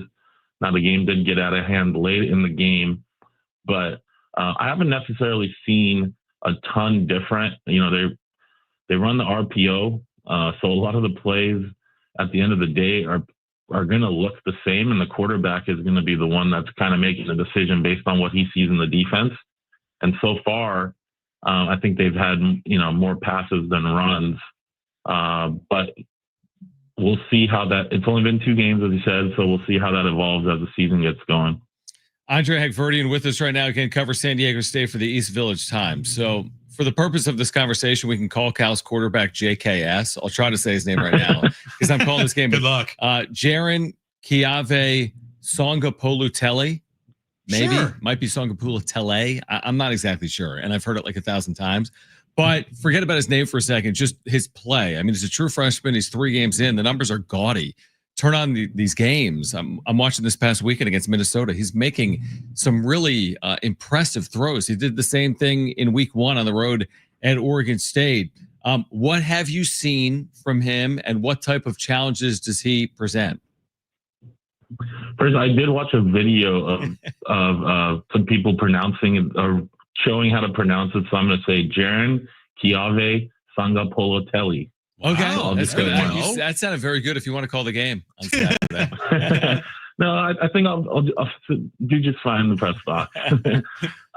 He's impressive. Obviously, he's a true freshman. He's accurate, makes really good decisions, throws a great ball. He spreads the ball around. I think Cal had 9 different players catch a pass last week against Minnesota. He doesn't run the ball a ton. Whether that's just been by design and that'll get changed as the season goes on, we'll see. But he's just difficult to shut down, and he's a left-handed guy and just throws a nice ball. And I think San Diego State's going to have its hands full to try to shut him down. So how do you see this game playing out on Saturday? What do the Aztecs need to do to make sure they keep themselves in this game and give them a chance to pull off an upset here? It's interesting. The Aztecs have played 2 games this season without forcing or committing a turnover, and they're actually going back to last year 3 straight games in that manner. And I think according to SDSU media staff, which do a great job, that's the longest streak in FBS. It matches the longest streak since 1996. So I think obviously they need to continue to not turn the ball over, not give Cal short fields. And on the flip side, I think they're going to have to force some turnovers because it's going to be hard to keep JKS and that offense going down the field and picking up yards. But, getting turnovers, stopping drives that may be, in the red zone or things like that, I think will be key. And then they got to run the ball really well. I mean, the stat is they're 58-2 in their last 60 games when they rush over 200 yards, but they've only done it twice against FBS teams since 2022. They've played 4 FCS teams and they've rushed over 200 yards against them, but against FBS teams, they've only done it twice. And I think they're going to need to get over 200 yards if they want to win this game. That's really interesting. That's good insight. Again, they did it against Stony Brook this year, but to your point, Stony Brook, not an FBS member, a program out of the FCS that was a very good team a year ago. All right, Andre, we're looking forward to it. We appreciate you hopping on for us. Again, we'll see you out there Saturday night. Again, for the coverage, you can check it out in the East Village Times. But thanks for taking some time for us. We'll see you this weekend, all right? Thank you, guys. Have a good one. Great stuff. Andre Hagverdian, again, covers San Diego State for the East Village Times. Not an easy game. I mean, they're 12 or 12.5 point underdogs. Actually opened at like 13 or 14, so that number's going down. But obviously not an easy game. No, it's not. I mean, the Cal has blown out opponents. Oregon State on the road, they blew them out. They ended up winning by double digits against Minnesota, Big Ten program at home. And that's kind of what makes the Washington State game so disappointing, because that was a game that I feel like you could have competed and won. And if you didn't make those mistakes at the end of the first half, I think it would have been a different game. And if things go the way of Cal this weekend, and they keep playing how they've been playing, and they, say they do blow out San Diego State, then it's going to look back at that Washington State game and go, I missed an opportunity there, because the Cal game, was the game that you're worried about. The Washington State game was the game like, okay, let's go out and prove that we've improved here. And they weren't able to do that. Yeah, it'll be interesting to see. Can they find their way to 2-2 or better through 4 games? Like last year, they went out to Central Michigan. I think they started 1-3 because they went to Central Michigan. They lost because they missed field goals. Remember that game? Yeah, lost by a point, right? Right. They lost on a field goal at the buzzer after missing 2 field goals inside 30 yards. Right. In the fourth quarter. So that was a complete heartbreaker, backbreaker, whatever. And this year, you're playing at Northern Illinois, a team that beat Notre Dame last year, a very quality program out of the MAC. So you wouldn't assume that is going to be an easy game for the Aztecs coming up. So we'll see. But again, this Saturday, great opportunity is what it is. Great opportunity for San Diego State. So what's interesting is we're watching, as we're talking about this, we're watching the Padres and the Mets play out right now at Citi Field, a game that's going back and forth, and right now is tied at 2-2. You're watching, you know what they say in boxing, styles make fights? Yeah. It's the same thing in baseball. When the Padres score, they've sacrificed in some manner, had a sac fly in this game. They'll bloop a single or two. That's how they've scored their runs. Yeah. Bloop singles and sacrifice flies and moving runners on ground balls. The Mets, 2 runs on home runs. I mean, long home runs. Pete Alonso, Starling Marte, long home runs. Just one swing, home run. They've hit 6 home runs down the series. The Mets have. Padres have hit 3. But it's like the style. You watch this game, you're like, these are different teams because of the way that they're able to score. Yeah, the way the Padres have to match up with teams is you can't allow their opponents to hit a bunch of home runs. If that happens, you're donezo. It's over. You have to neutralize other teams' strengths, and you have to have better pitching, and you have to reduce the amount of home runs they hit, and that's going to be a tough and a tall task. Like, because if you go into a series and you look at the end of the series and Padres gave up 7 home runs and you hit 4 home runs, I mean, you're not going to feel great about that. Like, oh, congratulations, you had 4 home runs, but you allowed 7. Yeah, the odds are you're going to lose that series. I mean, typically the team that hits more home runs wins games. I mean, that's typical. You have to have it so like you hit 4 home runs and they hit like 2. Right, or you're like even, or you hit 2 home runs and they hit none, or you know what I mean? Like you have to pitch lights out and you have to stop the other team from hitting so many home runs, and that's up to the pitching staff. And if that's the case, it's like I don't know, man. That's just you're playing with fire here, and you're going up against somebody that you don't have that in your pocket. Yeah, in your like your toolbox. Yeah, you don't have that in the bat belt. Like you don't have a 3-run homer to pull out. You have no idea what that means, but it's okay. I don't know about the bat belt, but I do know that it's almost uncanny that the home runs have occurred at this clip against starting pitching. Yes. Whether it's Nick Pivetta or Michael King, right? Whether it's Yu Darvish or Dylan Cease, like you can't stop it from happening for whatever reason. I mean, the Mets came into the series averaging 2.7 runs per game. 2.7 runs per game in their last 9 games. They were not playing well. Their offense had been completely slugless over the last 9 or 10 days, and now it's come to life against yesterday Michael King and today Nick Pivetta. So this critical game in Queens, currently tied at 2 in the 4th inning between the Padres and the Mets. We'll keep you updated on that. In addition, storylines heading into week 3 of the NFL coming up on the other side. Jim's back pages ahead. This is Jon and Jim on San Diego Sports 760 and live on the iHeartRadio app.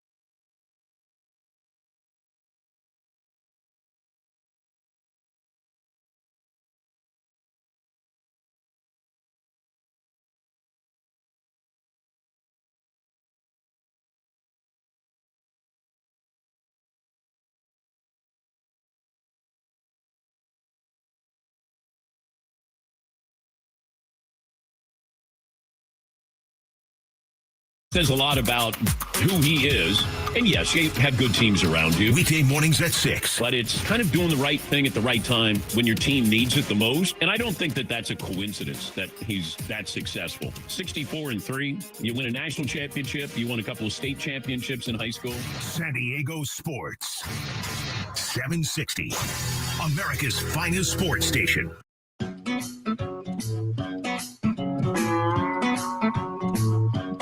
All right, San Diego Sports 760 presents our 2025 iHeartRadio Music Festival live this Friday and Saturday from T-Mobile Arena in Las Vegas. The biggest names across all styles of music all together on one stage on one weekend. Many of these artists like Mariah Carey, Tate McRae, Tim McGraw, and others have headlined the biggest festivals around the world this year, and we have them all on one stage in one weekend. Experience the show live all weekend long. Stream it only on Hulu and listen on the iHeartRadio app or listen on iHeartRadio this Friday and Saturday starting at 7:30, sponsored locally by STK Steakhouse. Jon and Jim, San Diego Sports 760. All right, what do you have for me? Because I have something for you. No, what do you got for me? Okay, of the 10 winless NFL teams, are 10 0-2 teams. Yeah. How many of them, and I can tell you the 10 teams if you want to know. I got it. How many of them are going to make the playoffs? Ooh, I like that question. The 10 are, I'll just remember, Chiefs, Texans, Bears, Giants, Saints, Titans, Jets, Panthers, Browns, Dolphins. I got 2. 2 of these will make the playoffs. So you're going to say the Chiefs. I got 2 that could make the postseason. Okay. Chiefs and the Texans.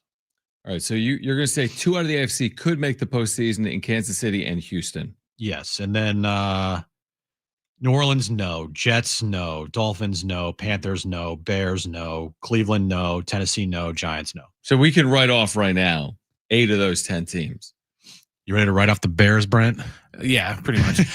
So yeah, we can write off 8 of those 10 teams. I was gonna say the 0-2 thing. I don't think it's gonna mean as much anymore now that they play. Yeah, because they play the extra game. So 0-3 though. That's the problem. See that's what I'm getting at. Is I think there's a little more leeway now to where you can start 0-3 if maybe depending on the team, maybe 0-4 if you're somebody that's like the Chiefs that has a potential to whip off a bunch of wins in a row. Mm-hmm. But I don't think going 0-2 isn't a death nail anymore. But here's the thing.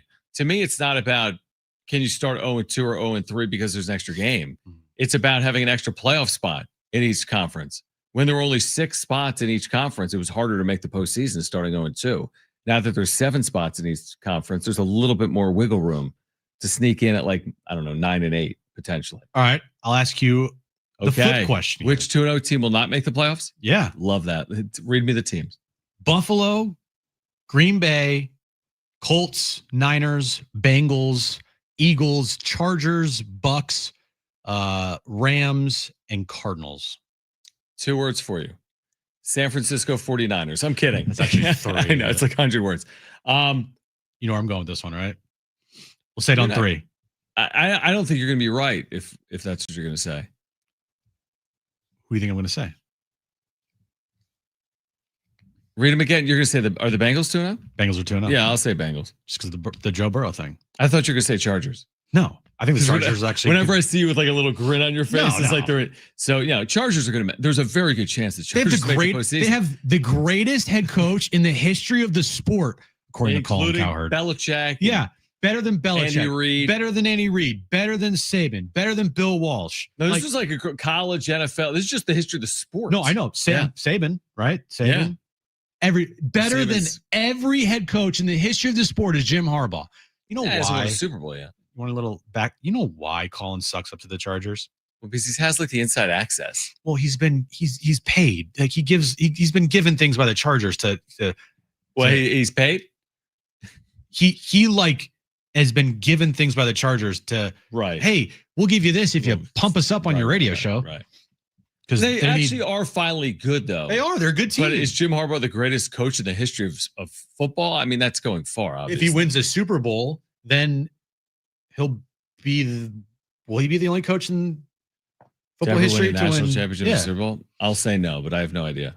One of, maybe, right? No, because Barry Switzer did it. Barry Switzer, okay. Barry Switzer, Barry Switzer Cowboys in Oklahoma. So Barry Switzer is a better coach than Jim Harbaugh when Barry Switzer won a national title and a Super Bowl. He kind of inherited Jimmy Johnson's team with the Cowboys. Right. But So won a Super Bowl. Wait, what's our point here? The 2-0 teams? My point is Colin never makes sense. And the 2-0 teams that are in danger potentially of missing the postseason. Bengals, because of Burrow, obviously you have to say that. I mean, those other teams, it doesn't sound very dangerous. Like San Francisco, they're making it. Green Bay, they're making it. Philadelphia, they're making it. I'll give you the teams that I think like watch out. All right. Watch out for missing. Missing, yeah. Bengals, Cardinals. I'm throwing the Niners in there just because of the injury factor. Like they just can't stay healthy. And the Colts. Yeah. Who have scored all these points, but I mean, you believe in Daniel Jones? Daniel Jones is a great point. It's a great point.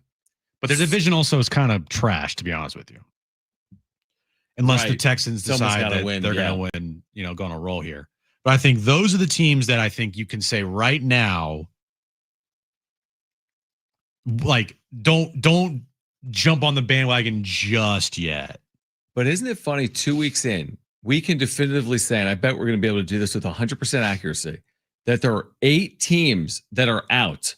There are 8 0-2 teams that we said are done. We're 2 weeks in. There's 8 teams that are done. And then there were probably 6 2-0 teams that we were basically saying they're in the playoffs. Bills, Packers, Eagles, Chargers, Bucks, Rams. Okay, so 6 are in and 8 are out. 14 of the 32 teams, we know their destiny. Then we can say teams like Baltimore are going to make it. They're going to make it. Yep. Detroit. It's so funny when you said that. I'm like, Tigers have had a good year. You're talking about the Lions. Yeah, the Scooble thing. Yeah. Okay, Detroit. I mean, I don't know about Seattle. The do you trust Seattle? Teams. A nice road win against the Steelers last weekend. Right. Kansas City, Houston, teams that could make it back there. I mean, Kansas City, certainly we'd be foolish to write off for making the playoffs at 0-2. But I do think there's probably 6 or 7 teams that are going to be in, and I think there's already 8 or 9 teams they're going to be out. Look, it's been 2 weeks. I say that Colts, do you believe in Daniel Jones? It's crazy. They put up their point differential this year so far is the best in the league. Right. They've put up 62 points. Oh, right. They're 2-0 now. The comeback victory, or not the comeback victory, but I guess the victory against the Broncos this past weekend was pretty lucky, but still they got the job done. Daniel Jones has been good for them, and they got weapons. And Tyler Warren, the guy they drafted in the first round, the tight end. So I'm struggling over here, dude. All right. Jim's back page is ahead. Updates from Citi Field between the Padres and the Mets as well. Stay with us. Jon and Jim, San Diego Sports 760, live on the iHeartRadio app.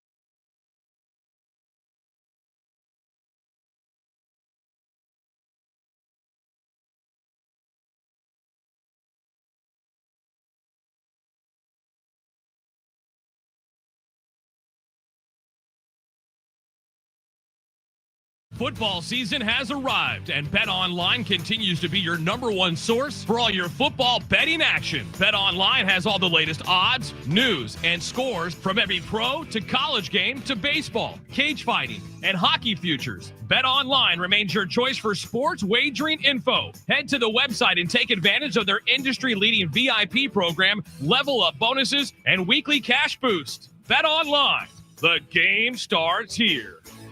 You'll hear the radio ads about the IRS. They tell you to be afraid, to be scared, and they try to frighten you into calling. I'm not here to do that. Tax Relief Advocates is different. TRA is here to tell you that if you owe money to the IRS, whether it's $5,000, $50,000, or $500,000, we have a solution. It doesn't matter if you're sitting in your car, at work, or with your kids. No matter where you are, call now. 800-616-1997. Don't lose hope. TRA can eliminate or reduce what you owe to the IRS. Generous programs are now available that can give you a fresh start.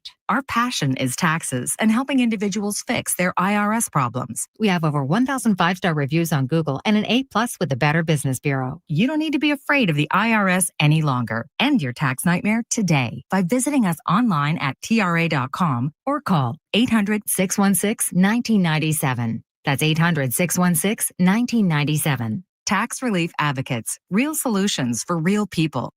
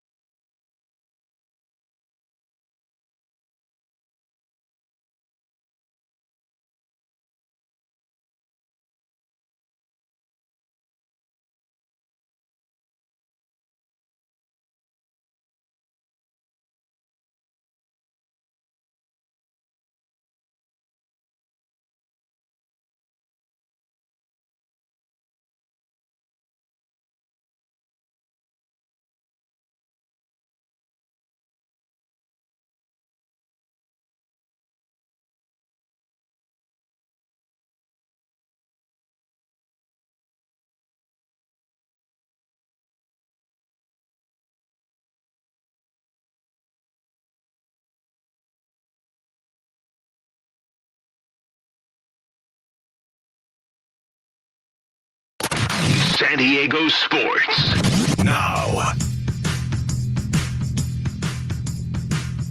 All right, this update is brought to you by Wendy's. Manny Machado has just hit a grand slam in New York. Padres lead the Mets 6-2 in the top of the fifth inning. We were talking about that during the break. We called it. Yeah, 100%. 100%. We called everything. Of course. Tonight at 6 p.m., we have SDFC Midweek Live. Darren and Adrian, 1 full hour of SDFC talk right here on San Diego Sports 760. Get 2 #1 selling bacon cheeseburgers in fast food. Wendy's JBC plus medium fries and soft drinks for just $8. Total game changer. Order today. Limited to one time only. Price and participation may vary. Request $8 JBC meal deals to obtain discount. Claim per independent marketing research company. What? All right, so the developing situation is Manny Machado's grand slam, which has put the Padres in great position. They're up 6-2 right now in New York. But think about this. Machado's homered in 3 of his last 4 games because he didn't play Sunday. He homered Friday and Saturday. He didn't homer yesterday, had a base hit. And now he's homered today, and it's a massive one, a grand slam in a 2-2 game at Citi Field. So Machado heating up. Merrill has heated up. Encouraging signs. 4 home runs in this series for the Padres, 3 yesterday. And this isn't your Padres can't hit 3-run home runs. The Padres can't hit grand slams. Well, they just did. They did. So encouraging, crucial game here. Put some pressure on LA. Get back in this series and set up a rubber match if you can do it. We're a long way home. But what a massive moment for Manny. We've said we need the big moments from Manny with games on the line in critical spots. And that's a big time moment for Manny Machado. From bunt Diego to slam Diego. Sack Diego, bunt Diego, walk Diego, slam Diego. Just like that. Yeah, we're getting better here. We're progressing, right? That swing of the bat by Manny Machado right there. So classic Manny. Not only is it classic Manny, it just reaffirms that what he did over the weekend against the Rockies is real. Somewhat has carried over into, series that aren't against the Rockies, where he had a hit last night, but 1 for 4, whatever. He was having a lot of offers. So during that stretch when he was having like a million offers, a 1 for 4 might have been great for him. But a 1 for 4 last night, the grand slam tonight, the couple homers over the weekend. I mean, he is going to die trying to get to his numbers in the back of his baseball card. But by doing so, it's really going to help the team because that means he's going to have to get hot down the stretch here. Nobody's ever, you can't quit on him because it's Manny Machado. Every time you You want to. He redeems himself, and it's amazing to watch the career arc of Manny Machado. I mean, we've watched so much of him over the last 7 years, and you're right. He's going to get to 29 home runs, and he's going to get to 99 or 100 RBIs, and he's going to have an over 800 OPS before it's all said and done. And it's going to be a fine season, and the numbers are going to look good. Where does the conversation always go from here? Can he produce in the postseason? Okay. I mean, you don't even have to. It's it. Yeah. That's it. That moment was awesome. He needed it. But it always goes to, especially this time of year, postseason starts in 13 days. 2 weeks from now, they're up a game or down a game against someone. So the postseason starts in 13 days, and we're going to need to see more of Manny. And it is encouraging that in the final 2 weeks of the year, he's now hit 3 home runs in the last 4 games. And what did we say last week before the weekend? If you were to pick anybody on the team that you had faith in to turn it around, that's slumping, who would it be? It's Manny Machado. 100%. So, for anybody out there saying like, oh, you guys just bash Manny and blah, blah, blah. It's like, no, we actually picked him as the player that we believed could and would turn it around of everybody on the team that was struggling. Now, Merrill got hot recently, so you can't put him in that category. But whenever somebody struggles on this team of the big names, who do you have the most confidence in of the big names that it's going to turn it around? It's Manny Machado. Correct me if I'm wrong, because we were on the air. We're doing a show. I think it was hit by pitch, walk, bunt, single. Yes. I think it was hit by pitch, walk, bunt, single, slam. Listen, you'll take it. That's how the Padres do play in terms of generating opportunities. The hit by pitches to someone like Cronenworth. He's always reaching in that manner. Bunt base hits. It has been a product of who they are this year. I mean, Mike Schild, if you missed it earlier, literally spoke for 3.5 minutes about the importance of bunts. I spent 3.5 minutes on sacrifice. But he also talked about how they love the 3-run homer. Well, I hope so. I mean, how could you not? I hope every team likes home runs. He said he was pro homer. I'm like, I hope you're pro homer. But it was like the most Padres inning. Before a grand slam, you lay down a bunt base hit. Now tonight it's go Phillies once again. Yep. And this is what they've done. Padres will win a game. Dodgers will win a game. When did they play tonight? 6-something? I think it's at 7:10. 7:10. All right. So we'll probably be doing a wrap-up show right as that game ends in LA. Exactly right. Exactly right. And tonight it's a huge game. You got to win this game. Hopefully the Phillies can beat the Dodgers and, gain a game with 10 to play. Then it's kind of like on again. That's what we've been saying. We've been living in this limbo where you can't definitively say they can't win the division. And you can't definitively say they're definitely the 5 seed. Right. It feels that way, but you can't definitively say it. No, you can't. It's just like a back and forth thing because we're watching these games, watch every single pitch, and it's like, this team isn't doing it. But because the Dodgers also suck, they're in it by default. Oh, yeah, they're in it by default. I mean, even can you outplay them by, if everything goes right, you win tonight, the Dodgers lose. You just got to outplay them by 2 games. Can you outplay the Dodgers by 2 games in the final 10? When they've got Seattle on the road, when they have Giants at home, whatever that's worth. Yeah. Giants are still firmly in it. Can you go 7-3 and can they go 5-5? Right. If you get the break tonight. Where now Kevin brought up earlier, he said, when the Padres are winning, the Dodgers are winning. Right. When the Padres are losing, the Dodgers are losing. I know it's a pattern that has been gone back and forth for the last month plus here, it feels like. I think that's exactly right. And you said it. The day that the Dodgers won at Petco to get even in the division, that was weeks ago, and they've only created now an additional couple of games of separation. Yeah, they've stayed within 2 games for forever. It's hard to make up just even a couple games in like a week and a half stretch. It's hard. Yeah. Sometimes it could take a month. Yep. Absolutely. Now you're asking to do that in 10 games if this score holds and if the Dodgers lose tonight to the Phillies. If the Dodgers beat the Phillies tonight, 2 up, really 3 up with 10 to play, then they've actually improved their chances of winning the division if that happens. Exactly. They being the LA. Yeah. So look, tonight, go Phillies, man. Yeah, get your gear. Yeah. Yeah. Go to Fanatics. See if they'll deliver it within the next 2 hours. Yeah. But you're right. I mean, listen, are the Dodgers swept a lot at home? I guess is no. But the way the Phillies are playing, I think it's absolutely a possibility. And then, by the way, I feel like the pressure shifts if that plays out that way. If you're within 1 with 10 to play, I feel like there's more pressure on LA than San Diego. I really do, because they're like holding on for dear life, and they know they're not playing well. No, they of course. I mean, they've been playing like ass. Seriously, dude, they're under 500 the last half of the year. Does anybody think the Dodgers are going to win a World Series this year? Well, it's possible. It's possible. You know what I mean? But they have a very big part of their team that is just downright awful. I don't care about postseason. Their bullpen. You've said it. You're going to be right with that. Is going to be the reason why they do not win a World Series this year. Like I feel very strongly about that. That the Dodgers won't win a World Series this year because they're awful bullpen. Right. They'll be sitting on a lead. It'll be a 3-1 game, and then a series is going to shift in a 7th inning. 100%. So we'll see. Again, what's encouraging tonight is that the Padres have hit a grand slam. They've scored 6 runs. Their offense has come to life, and Nick Pivetta has hung in there. He's allowed a couple of home runs, but they've been solo home runs. Again, is this game over? No. But the Padres have the 6-2 lead right now in the bottom of the 5th inning. So, again, that is encouraging. Manny Machado, if you missed it, has hit a grand slam. How many grand slams have the Padres hit this year?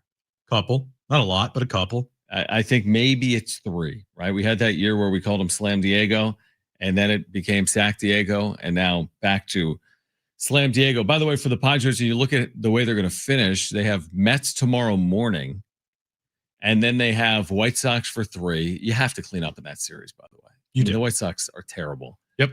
And then you have home games against the Brewers, who are going to be playing for a lot, potentially.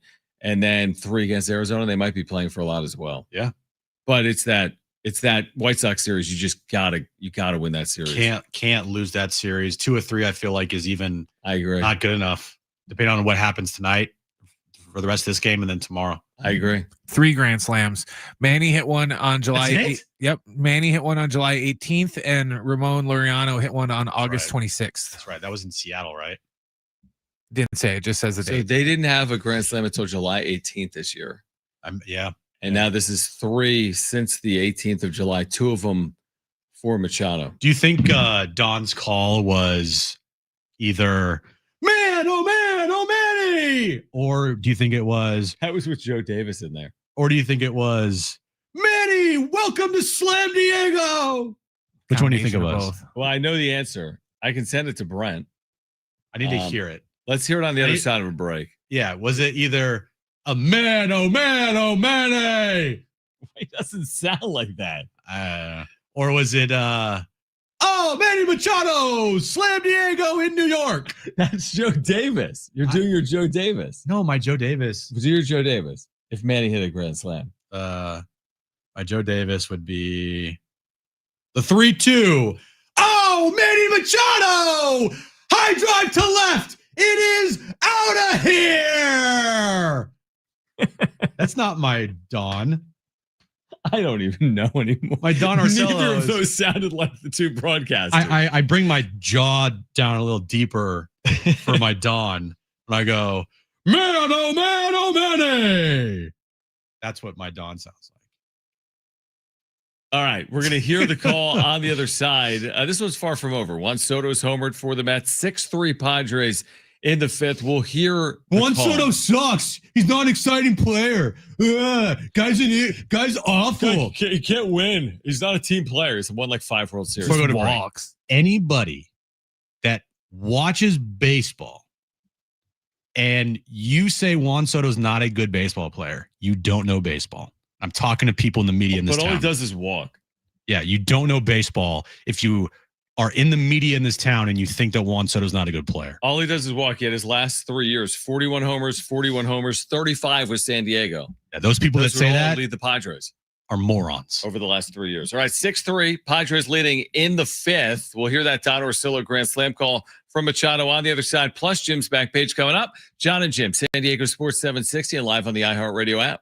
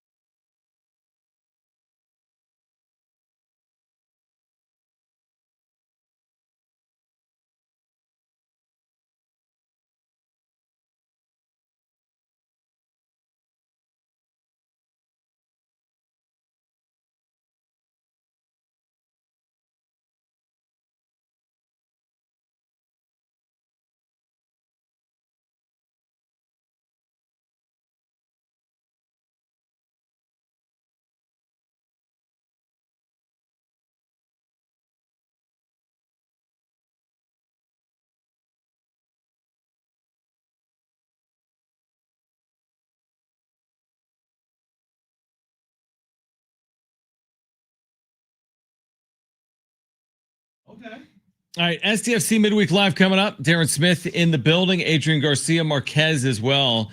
They won, by the way, the Baja Cup yesterday at Snapdragon over Club Tijuana, over the Cholos, 4-2. They'll be on the road this weekend in MLS. And STFC Midweek Live coming up in about 15 minutes right here on Jon and Jim. Where were we before we left off? We'll get to Jim's back page, but we were, the call. The Ursillo call. The call. I need to hear the Don Okay, Ursillo call to see if I was put your anywhere close. Hold on. Phones on. Hold on. Here we go. This is Manny Machado's Grand Slam as heard on Padres.tv. Manny hits it in the air to left field. Back goes Nimmo. Looking up. It's gone! Grand Slam, Manny Machado! Man, oh, man, oh, Manny! Right. Knew it was coming. Padres take a 6-2 lead, one swing of the bat. Manny Machado with his 14th Grand Slam of his career. Slam Diego? No Slam Diego? No Slam Diego in there. I understand it. When you only hit 3 Grand Slams in a season, you can't be Slam Diego. Right. It could be slamming Machado. But you knew that the man, oh, Manny was coming because that's the signature call from Don. You had to slide it in there. Had to. You can't have a big time Manny Machado moment with a man, oh, Manny. I love your impersonation. Let me be clear, though. They have to win this game. It's literally a must win. It's a must win. Yeah. And it's 6-3 through 5, and their bullpen's been good, and hopefully they preserve. But they're now lead. in the bullpen. They're now in it. Adrian Morejon has come on. Nick Pivetta went just 4 2/3 innings, allowed 3 home runs. If there's good news there, they were all solo home runs. So 6-3 Padres on the strength of Manny Machado. And right now, let's get to this.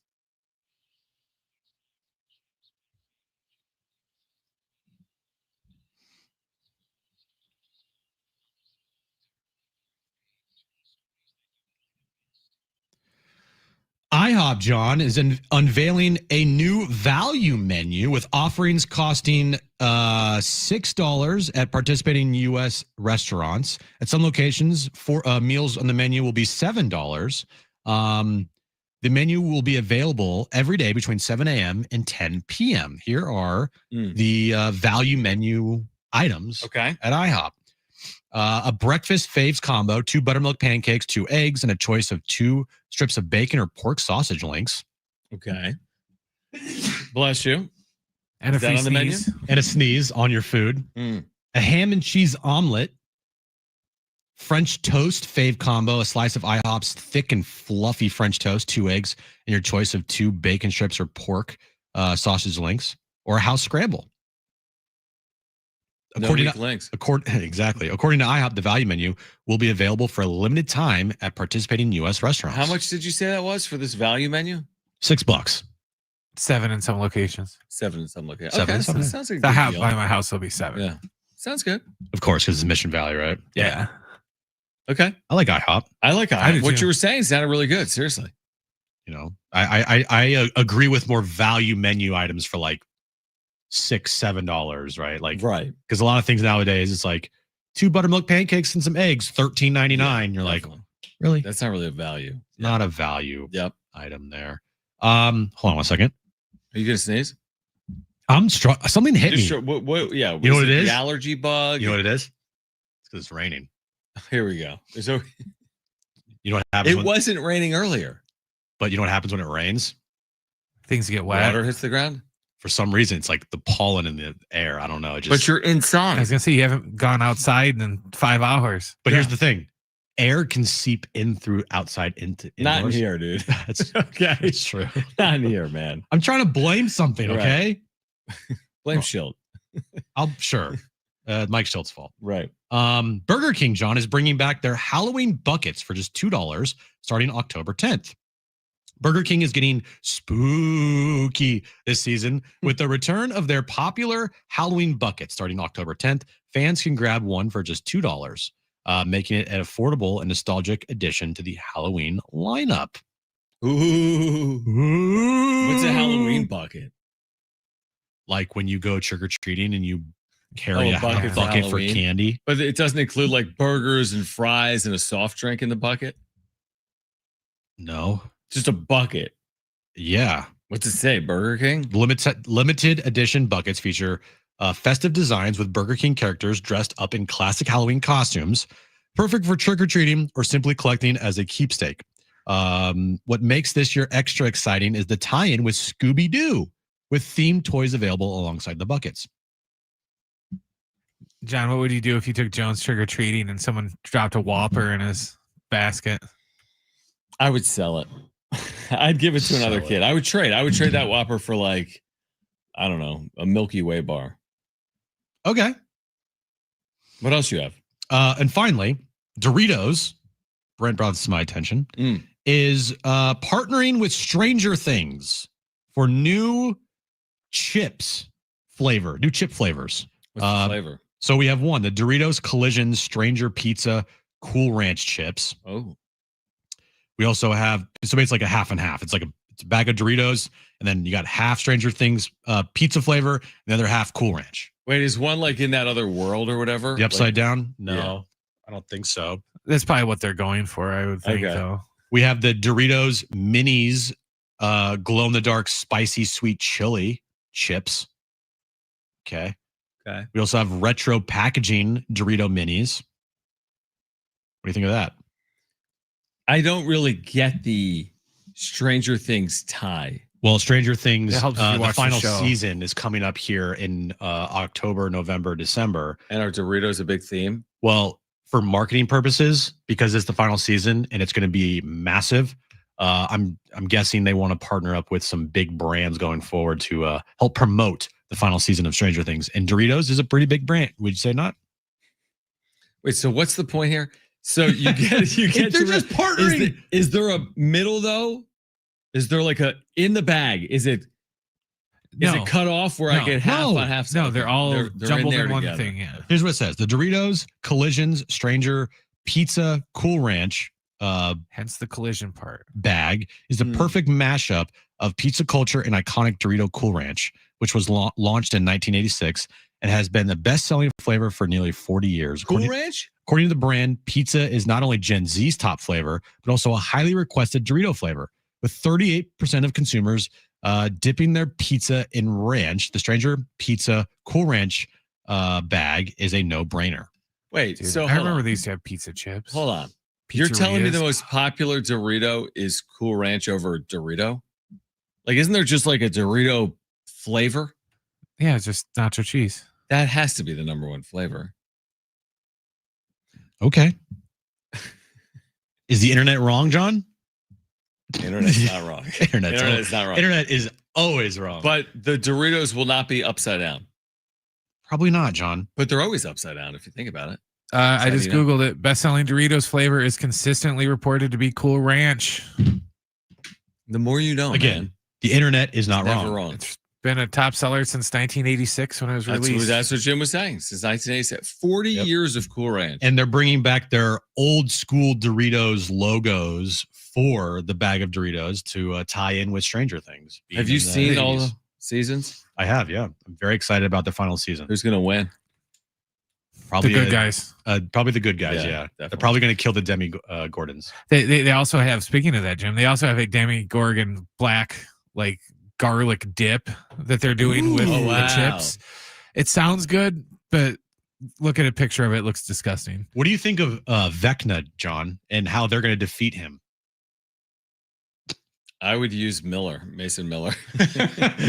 Strike him out. Hey, Vecna, we're bringing in Mason Miller. We're going to strike you out. Yeah, I would use Mason Miller.